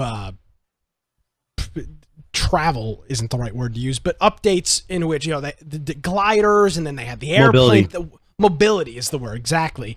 And again, I'm no Fortnite pro or really in tune with the community at all, but I've never seen or heard like, oh my god, this has ruined the game. People just seem to adapt to it. People were really frustrated when the mechs were in the game. Yeah, but the mechs weren't really built. Those things were just kicking your ass. That was different. Yeah. And so they ended up removing those. If it doesn't work, I'm sure they'll remove them or adjust them. I would assume this is a feature that they want to keep in the game to a level. It's not one of the things that they seem like a temporary. This would be more of a standard feature that I would think would stay. So we will see. I would tend to agree. Of course, then they'll have probably a lot of skins for vehicles and everything else. So lots of things they can do. All right. So New World, then this is the Amazon studio making this. They did a density test, and I actually was a part of it this past week. So it was pretty much for people that have pre-ordered the game. They have had the ability to log in and do a stress test. Oh, okay. On their servers. So I had done this probably a year ago, if I remember correctly, and it was really very bare, not much content. I did it this time. They did say, I don't know if I'm under NDA, but You it are. seemed like I was under NDA from what they said. So I don't Yeah. know how much I can talk about the actual experience, but we can talk about what they say in this article. Yeah. One person said, after playing a little bit, I can see why it is being delayed. You know, it has some really good fun things about it so far, but also a lot of stuff that can be improved. I think, and just without going into details of specifics, they did have more, cutscenes and an intro quest that it takes you into Oh, nice. the game, and kind of a guided quest that goes and takes you through multiple levels, gets you leveled up, and takes you through different environments. So definitely much better. It was a lot more fun than the first one, and so I think that this has a lot of promise. The visual effects were very good. The movement, I'm kind of picky on movement. I think they could speed it up and make it a little less janky, but perhaps they will.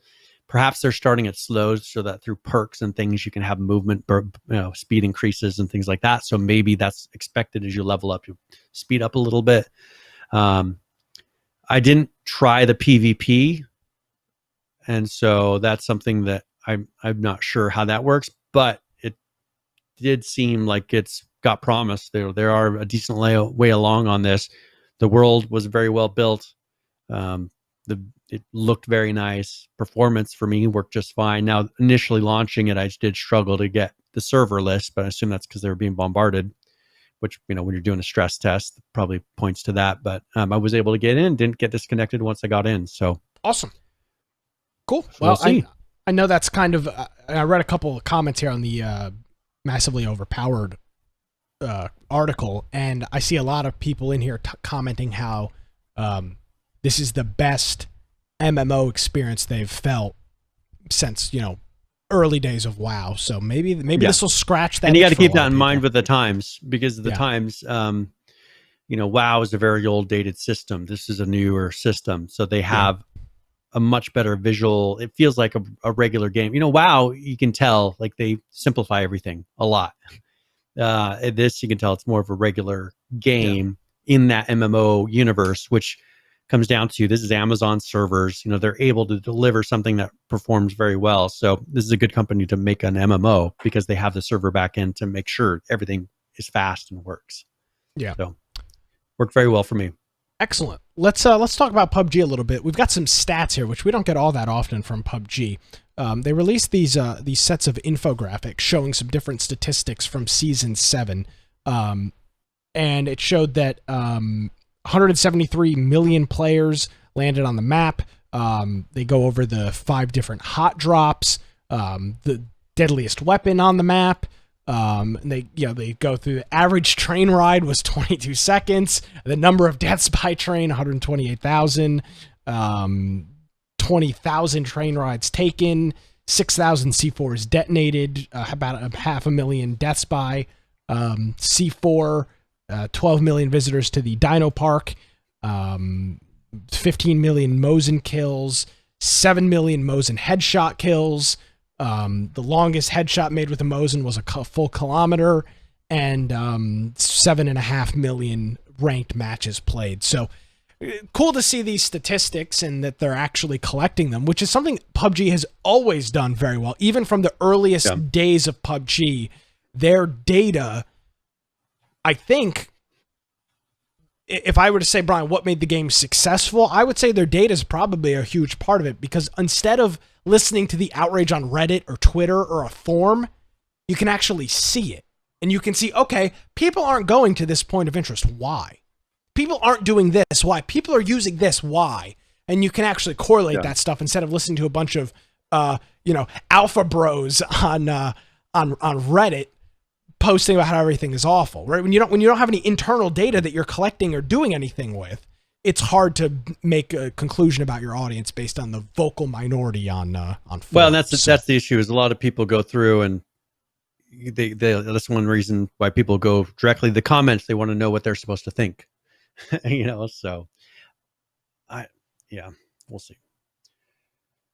With this, another one we've always liked, for Conan, they've done a really good job of this too, of not necessarily, I mean, they do have some stats in there, but these infographics where they give you a lot of interesting information in a visual way, and it always comes across very nice. So we'll see if they continue doing this. But Yeah. seems like their season 7 successful. They have very high player numbers, and they've continued to have, at least in China, they have at least a couple 100,000 people playing Absolutely. during their peak. So people are still playing it. They're making money, so I'm sure they're going to continue putting out these updates. Bingo. Absolutely. Yep. So Atlas, they put out a Q&A. Okay. And this is Ask a Pirate Day, and this is a developer Q&A regarding their, of course, this is the same people that make Ark. And so I was just going to go through, maybe hopefully answer some things that people may be asking. Sure. So first of all, one of the questions, because there's not a ton of questions here, but we'll go through a couple of them. Do you guys have any plans to fix the issues of people using free ports as safe storage? And they said yes. However, it may take some time to implement any changes. So a lot of people are pretty much going to free ports and storing stuff there because you can't destroy things in that area. Do you have when do you guys plan on update the optimization of the game? Even people with good graphics cards have a hard time getting 60 frames per second with high settings. That is in the works. As we head towards 1.0, things should get better. So, and we remember this from Ark. Ark had this exact same issue, rubber banding, frame rate issues, and they were able to optimize that over time to where if you go into Ark now, you don't see that. Seems to run just fine. One thing I found kind of interesting here, can you guys make mounts less of a focus in this game? And they said, we agree more and more design energy is being put into ships and the ocean. We are also planning some simplification for land-based interactions. The changes we are making now are really the foundation for changes planned for the future. It may not be obvious choices, but hang on, hang in there with us. So I guess this is a pirate in a ship game. And so I think with this, you want to have a land animal or something to allow you to travel faster when you're on land, but your boat and being on the ocean should be the primary focus. And so I think they're trying to get back to that. Yeah. One thing is, when can we get the dev kit updated? It is in the works as we speak, and that's for people that are making mods and things like that for the game. Any plans to delve into an upgraded Atlas version on Unreal Engine 5? Yeah, I would love that. We're looking into the possibility of it because next year Unreal Engine 5 is going to be released. So that's going to be a big change. It'd be interesting to see how that affects some of the current Unreal Engine 4 games that are out there. Any plans to pay NPCs to gather resources, to man ships, etc.? Will the NPCs be a little smarter? Cleaning up everything about NPCs is going to come first, and then we'll take a look at how we can grow them. But for now, this is a long way off. And then finally, are you going to add a mail system to talk to other Pathfinders in regions other than your own, as well as other MMO features? Because, there's a lot of things that this could be more of it's like a half MMO. It's a weird hybrid of an MMO. Yeah. Right now, we don't have any dedicated plans for mail, but there are some systems coming online that may facilitate the development of a mail system, and others that would definitely benefit from it. It won't be soon, but it may well happen. So pretty much probably with their dev kit and some of the features that they're putting in there, people would be able to make mods that do this sort of behavior. So those are a few of the things on that Q&A. We'll have a link to it if you want to go through and read some of the others. But that is for Atlas. Awesome. Very cool. We've got a couple of updates for smaller updates for some various games, Brian, SCUM being one of them. And taking a quick look at this update, this is hotfix 0485248006.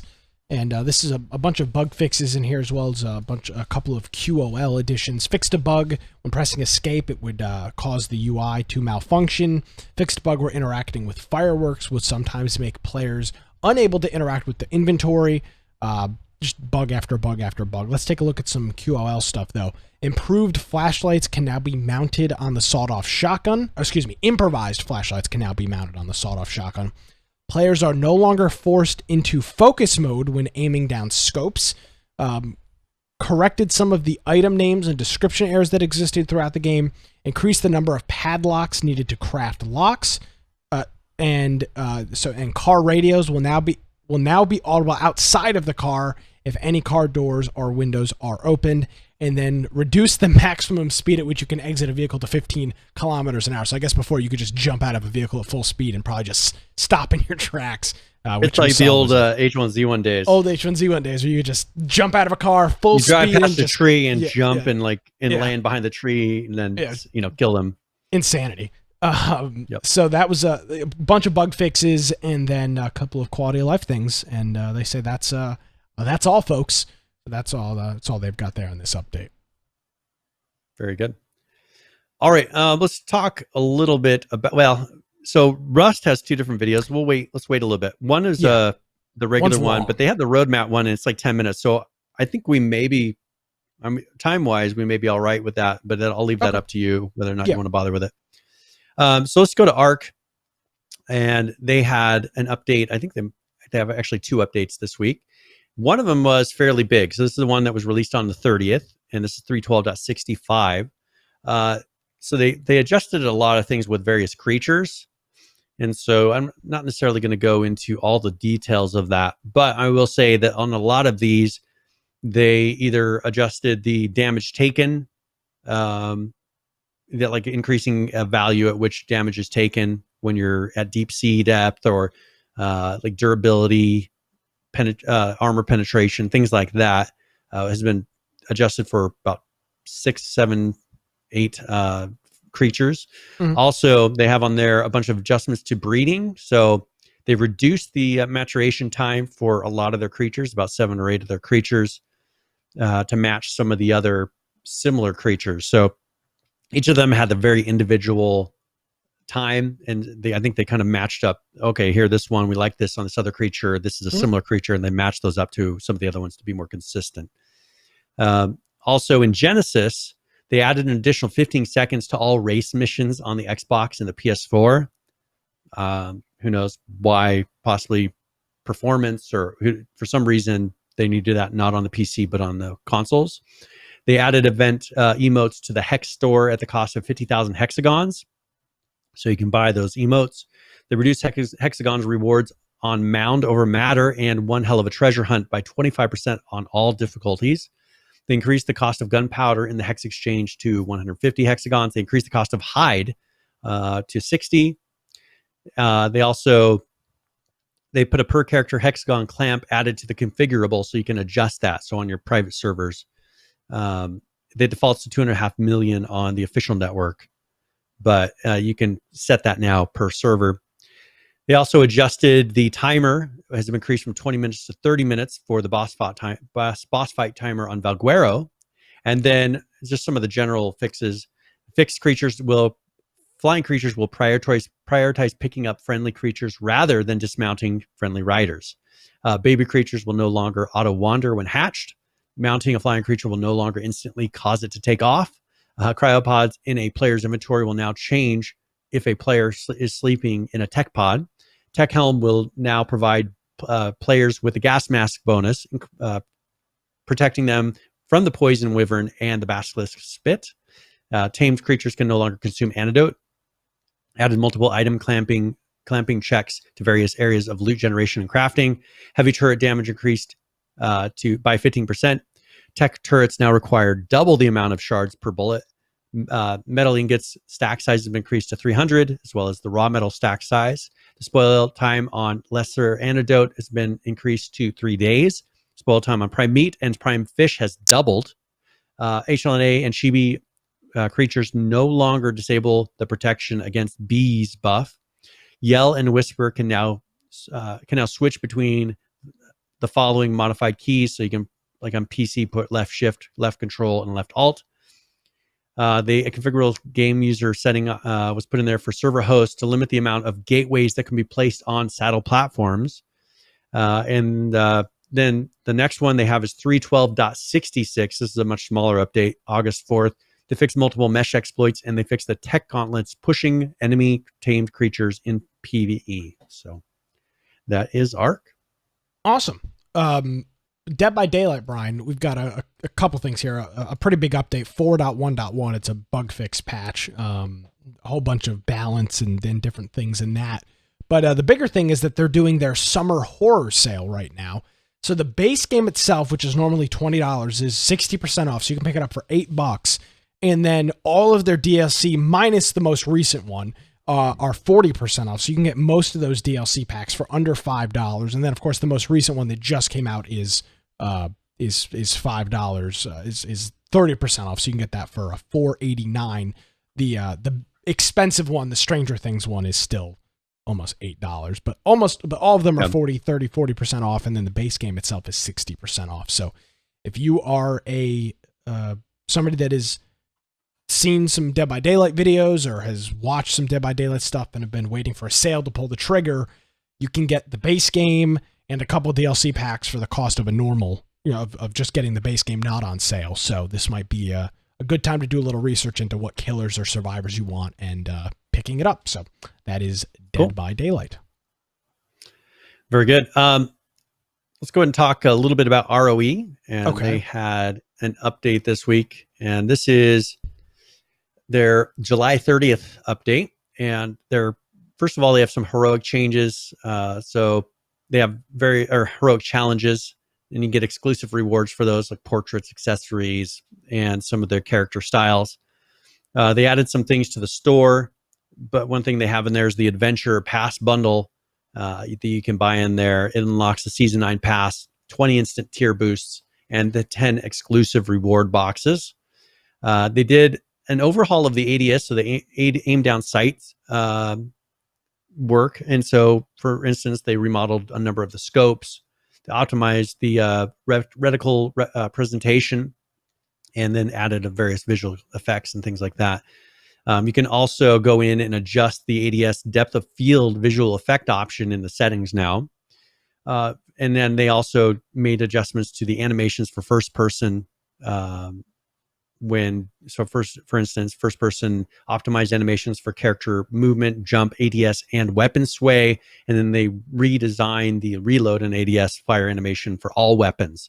They have a new mechanic, breath hold. So you can hold shift on the 4 and the 8x scopes, and that will reduce your sway from breathing. And then also they put in bullet penetration. So that's a new mechanic. So if you can shoot through objects and damage people. They also have an aim punch. So they added an aim punch camera shake effect when characters get hit. And the screen shake intensity varies based on the amount of damage taken. They added 2 special effects. So first of all, they optimized the muzzle flash and muzzle smoke effects. Then they optimized textures for bullet holes and other effects. For audio effects, they added a realistic propagation delay for gunshot sounds. And they optimized audio effects for bullets that passes near a player. And then they made the hitmark UI placement dynamic. So that is ROE, Ring of Elysium. Very cool. So Brian, on the Rust thing, I'm thinking we should just play the 1, and then we could play the other roadmap 1 maybe in the next couple of weeks, because it is laying out the entire summer. I don't want to stuff people up with 20 minutes of Rust stuff. Okay, so let's quickly maybe a week that we don't do a Shadow Frax video. Does that work for you? I mean, this works for me. Yeah, this is a democracy, Brian. You and I are equals. No, it's fine with me. Even though I control I put it in there. I put it in there because I figured it might be interesting to get to at some point, but I almost didn't put it on there, but I thought at least we'll put it in there to know and come back to it later. So yeah, it's a roadmap, but let's kick it off with just a regular Rust video, a regular Rust Shadow Frax update, and some of the things going on the July 31st update for Rust. Greetings, survivors and friends. Shadowfrax here with your weekly Rust tipple, and what a time to be alive it is, because with only a few days to go until all servers are held down and forcibly wiped, Rust has received, on staging branch at least, the gift of tea. And so we now have a new deployable item, the mixing table, something that's been floating around mysteriously in the commits for many weeks and has been the subject of much chin scratching. But first, please spank the subscribe button and give the bell a hearty squeeze for me, won't you? Also, check you're still subscribed, as YouTube has been up to its old tricks again recently. Anyway, the table costs 200 frags and 100 stones, has 500 health, costs 500 scrap to research, or can be bought from the bandits for 175, and requires a level 1 workbench to craft. But let's talk about tea, because as an Englishman, I'm more than happy to, and you'd be an idiot to throw this stuff in the harbour because it grants you buffs. But more on that in a second. The teas you make with this thing require berries rather than leaves, and so to go along with this, we've been graced with 6 new berry bushes, which you'll find growing in the wild, but which can also be grown in your own feces. I mean bases. There's red, blue, yellow, green, black, and white, and you simply swipe them like any other collectible, which will give you both berries and seed, because of course you've got so much empty space in your inventory and totally don't need a separate berry pouch or anything. You can just nom them if you like, which will give you 5 food and 2 water per berry, but the real magic happens when you insert them into the bench. You'll notice that it has 5 inventory slots, and to make a tea with it, you have to fill these up with specific berry combinations. If you enter an invalid combo, then it just won't do anything, but the berries won't be consumed. There are 7 combos in total at the moment. Each one makes a tea which grants a specific buff for 5 minutes a pop. You can make 20 at a time because that's the berry stack limit, and they are as follows. Red, red, red, yellow, yellow makes max health tea, which increases your max health. Surprise. Red in every slot makes healing tea, and this restores your health over time. Yellow, blue, yellow, blue, yellow, blue. No, yeah, makes ore tea, which increases the amount of ore yield when mining. Red, blue, red makes wood tea, allowing you to get more wood than normal. Secret recipe for Viagra there, I think. Yellow, white, yellow. I'm sure it will be a very popular one, as the resulting scrap tea grants increased scrap yield. Red, green is rad removal tea for when you've taken a dose of the old glow in the dark. Red, green makes rad resistance tea. See if you can figure out what that does. And up, down, left, right, B, A, and start doesn't do anything, but it's good to memorize. Trust me. Now, each of these teas grants a certain strength of buff, which is all subject to change. Of course, like everything here, and I'll put the current details in the description. However, there's more, because if you were to take 5 of a certain type of tea, say scrap tea, and combine these in the bench, you'll refine them into the next tier up on the tea scale. So if normal scrap tea gives you a plus 10% yield, then the next tier up, advanced, will give you plus 30%. Then you can repeat the process with advanced teas to produce a pure tea, which in this case would up your scrap yield to plus 50%. I mean, usually if I want a stronger tea, I just leave the bag in for longer, but hey ho. Just in case there's any confusion, there were initially 5 tiers of tea strength, and there may still be on staging as I write this, but this is being reduced to 3. Some things to note at this juncture: you can have multiple buffs active at once, and if you look just here on your inventory screen, you can see which ones they are. But before you ask, no, you can't stack individual buffs by drinking multiple cups of the same brew. All that will happen is that particular buff's timer will be reset, and you may get diarrhea. But not even this is all, because the mixing bench has yet another use. Let's see if you can work out what this little combination would make. That's right, as long as you have the blueprint for it, of course. Right here is another way to make explosives, or I guess you could say gunpowder tea. You still need a level 3 workbench to turn them into C4, of course, but this does give an extra option with a different set of ingredients and makes compost bins much more attractive. I can't emphasize this enough, but I will say it again.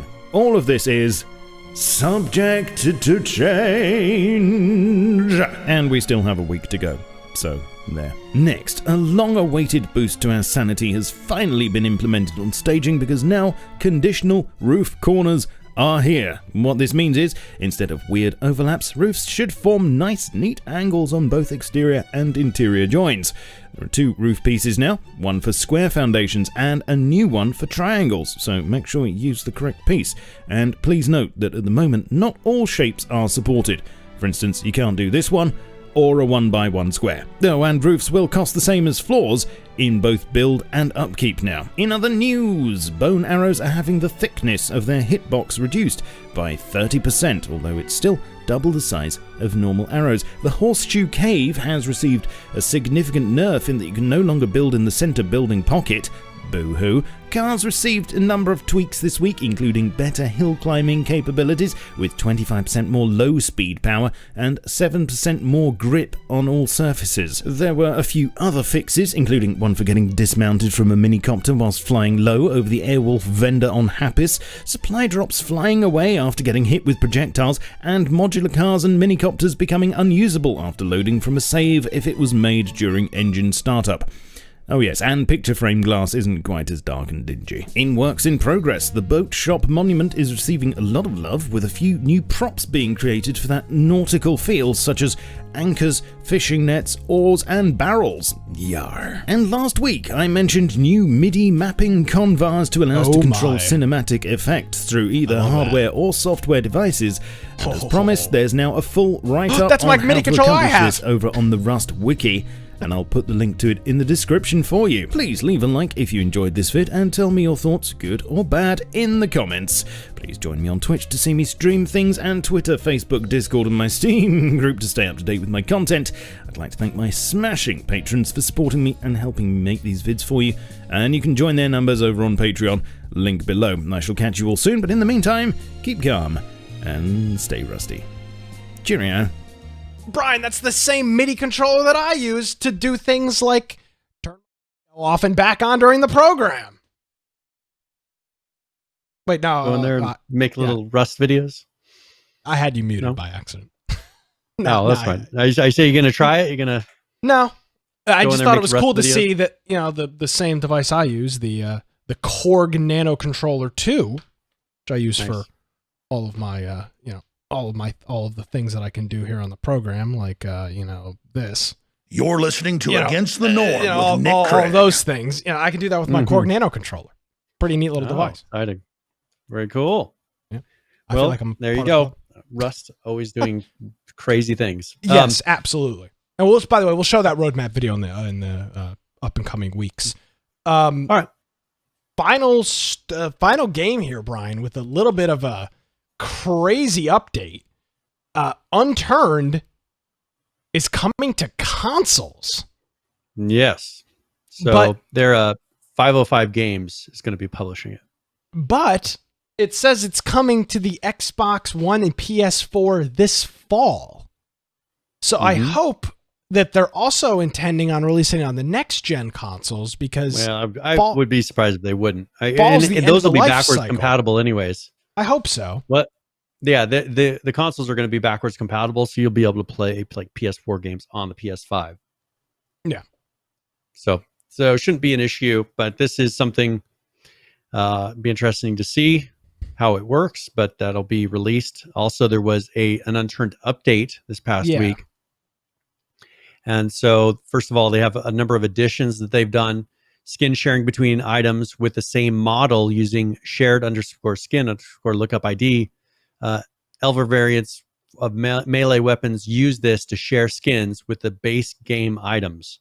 So they've added that. New Steam friends enhance rich presence, fall damage override, and validate econ info hash and validate master bundle hashes, servers and settings and server config. Those control the hashing changes explained below, and they'll get into that in a minute. But they've done, sounds like a lot of back end stuff for modding is what it sounds like. And I know that he's been working on the new version that's going to be under Unreal Engine, but I'd assume that they're probably wanting to have a lot of modding in the console versions. And so I'm assuming that's been more of his focus rather than map things in preparation for going to console. One thing they did is trees no longer respawn while a player or barricade is on the stump. I was curious. This is something that with video games, what do you do when you got to respawn a tree? And if someone's, just to be funny, goes and stands on that point, do you shoot them in the air? Do you have it kill them immediately? Do you, have it push them to the side? One thing, embedded YouTube videos are now removed from the in-game text so they can be used in announcements. Oh, okay. So quest objects interactions are no longer predicted on client. which is probably smart because then you could send them any answers you want. Never predict. Yeah, don't predict on the client. You predict on the server and then inform them. One thing here, due to talking about Elver, that was that map we showed last week. Due to its overwhelmingly positive reception, the Elver auto install period has been extended indefinitely, essentially making it a permanent map. The map developers have been doing Friday updates, so keep an eye out for improvements. Free Elver themed items are no longer dropping, and they're now only available by trade or through the marketplace. So Nice. They had some other fixes and things, but I don't think it's really pertinent to what we're talking about. So that is Unturned. All right. And I believe, Brian, at the 2-hour mark, that is all of our news. Very good. So if it's all right with you, I'd like to transition into current players. Let's go for it. All right. Let's take a look at a couple different video games and the number of people playing those games. Let's start it off with Ark Survival Evolved. 36,150 individuals currently playing that. The 24-hour peak, 60,550, with a 7-day peak of 70,859. Taking a look at Rust, currently playing 33,964. The 24-hour peak, 50,588, with your 7-day peak of 74,173. Let's take a look at DayZ as part of the Bohemia Interactive Humble Bundle. You can go ahead and pick that up. 10,705 individuals playing that right now. 19,355 is your 24-hour peak with a 7-day peak of 22,108. And wrapping up with 7 Days to Die. Currently playing 15,446. The 24-hour peak, 21,235 with a 7-day peak of 28,403. And a bonus, because I forgot, the Encore. Current players for PlayerUnknown's Battlegrounds, 53,095. The 24-hour peak, 422,748 with a 7-day peak, 443,567. The numbers, Brian, always amaze me between the current players and the 24-hour peak. You were talking about literally China. 350,000 people plus being your difference. So yes, absolutely China. Big time. Yep. So during that their is peak time. So which now is not their peak time. No, it is not. It's middle of the night. Actually, no, it's probably really early in the morning, but nevertheless, they ain't playing PUBG right now. Yep. All right, let's go ahead and go to tip of the week. Okay. Either I give a general gaming tip or one for a specific game. I figured maybe this is one of my last opportunities to do it. So I do it for The Last of Us 2. Oh, jeez. This is tip of the week.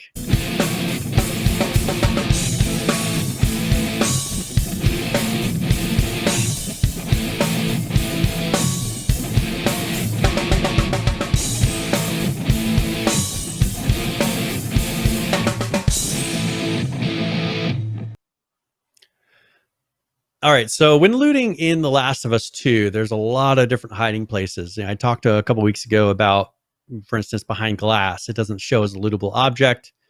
And so you break the glass and then there are things you can loot.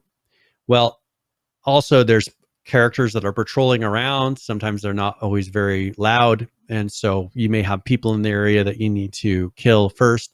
And in order to make sure that you've gotten everything, there's actually an audio cue that your player will do. Once you've cleared out the area and you've looted everything, your character will pretty much say something like, okay, that takes care of that, or looks like we're clear. And then, that gives you an indication that you can move on to the next area. And also, one thing that you can do is when upgrading your weapons, you want to make sure that you upgrade the damage first, because that is definitely the better stat. Ammo is very scarce in this game, and so getting that higher damage makes it so that you can maybe get a one-shot kill or use less ammo per shot, and that will kind of pay out in the end the best, and will make it so you need less ammo through the game. Also on there, I would then use stability as your second upgrade, so that once again you're missing less shots and you're getting more, because that is going to be your biggest limitations unless you've tweaked the settings to give you more ammo. More lootable objects. Another thing I would encourage you to do, this is less of a tip, but I would encourage you to try different types of kills. So for instance, jumping and doing an aerial kill, maybe running at the character. They did a really good job in this game of making it so that there's some very unique kills that seem very dynamic. You know, a lot of times in a game, you'll get cut into an animation sequence where you pretty much start the animation, then it, you know, finishes it. But you can even see your characters maybe sliding to the side to get in the right place so it can do that full animation. Here, just from various angles, they did a really good job of just making it seem seamless, which I know is a lot of work on the back end to do. But you could jump off of something or come running from the side or get hit, you know, dropped in the ground, and just all the different ways that the character moves. They did a very good job of making it feel natural and not like you're getting locked into an animation sequence to make sure that kill works. So those are some things to try. I think you'll be surprised at some of the things that you'll find when you do that. Some things that I don't think you've seen on any other games. So that is tip of the week. All right. Thank you very much, Brian. We greatly appreciate that. I think that's about it. Of course, Bingo, boom shakalaka. Oh, look at that. Bobby J hitting us up with the 15-month resubscription here right before the end of the program. Thank you, Bobby, very much for jumping in on that. And I also want to thank a couple of other individuals as well, including our friend Falcon and Spaceship Donnie for hitting us up with the resubscriptions as well. Brian, do we have a winner of our giveaway? Yes. And so our winner is Judd. So, it's Judd. He has won. And so I will send you a copy. And this is Battle Chasers Night War. So I'll send you a link so you can redeem that on your Steam account. Congratulations. Yes, sir.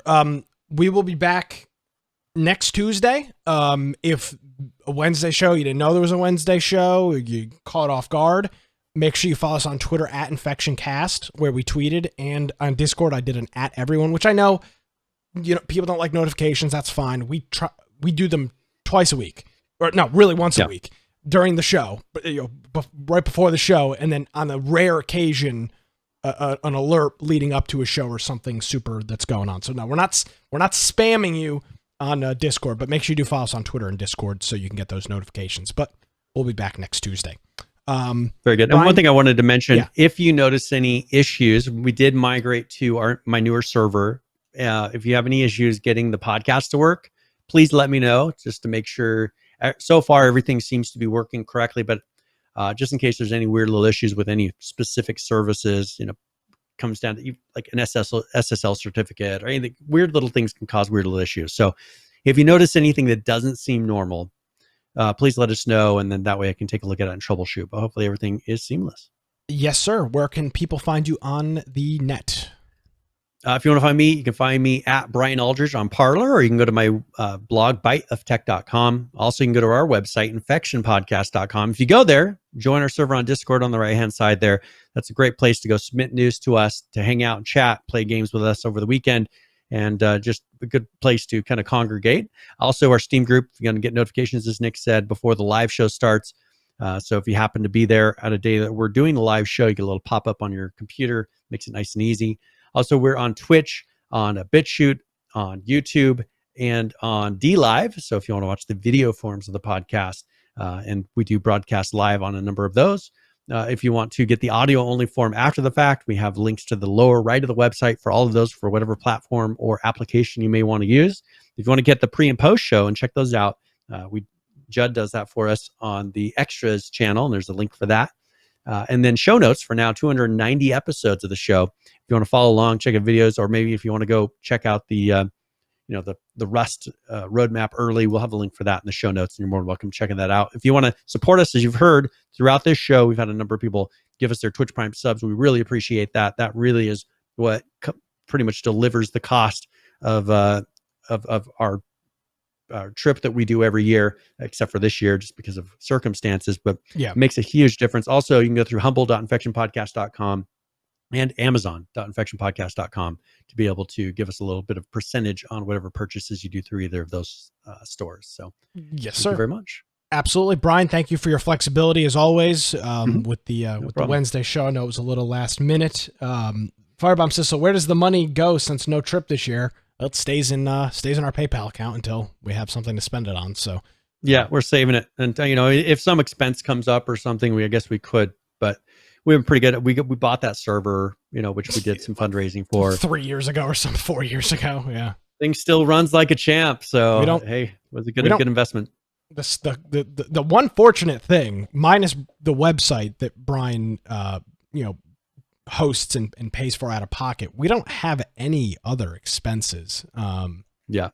at all, really. So there's no the answer to your question, Firebomb, is nothing. It's not spending anything. We don't We're not spending it all before we're not spending year, any of it. I mean, Yep. I could find a way to piss away some money, but I don't have anything to spend it on. So I don't know. Hey, maybe I need a new maybe I need a camera like Brian's got. If you think we should spend the Infection Podcast money on a new camera for Nick, leave a message in the chat. So Brian, thank you as always, and we'll see you next Tuesday for a regularly scheduled program. Well, if Brian's going to shout out his Parler, I'm going to shout out mine. You can follow me on Parler at Nicholas M. Craig. It's the same handle on Twitter at Nicholas M. Craig there as well. And I've got an IT blog that I haven't been updating regularly, which is dudeinit.com. Welcome to the club. Yeah, hey, well, I learned from the best. If you miss any portion of the show, if you want to check out videos, pictures, show notes, links, maybe that Rust summer roadmap video, you can do all that on our website, infectionpodcast.com. Thank you so much for joining us, everybody. Have a great week. We'll see you next time.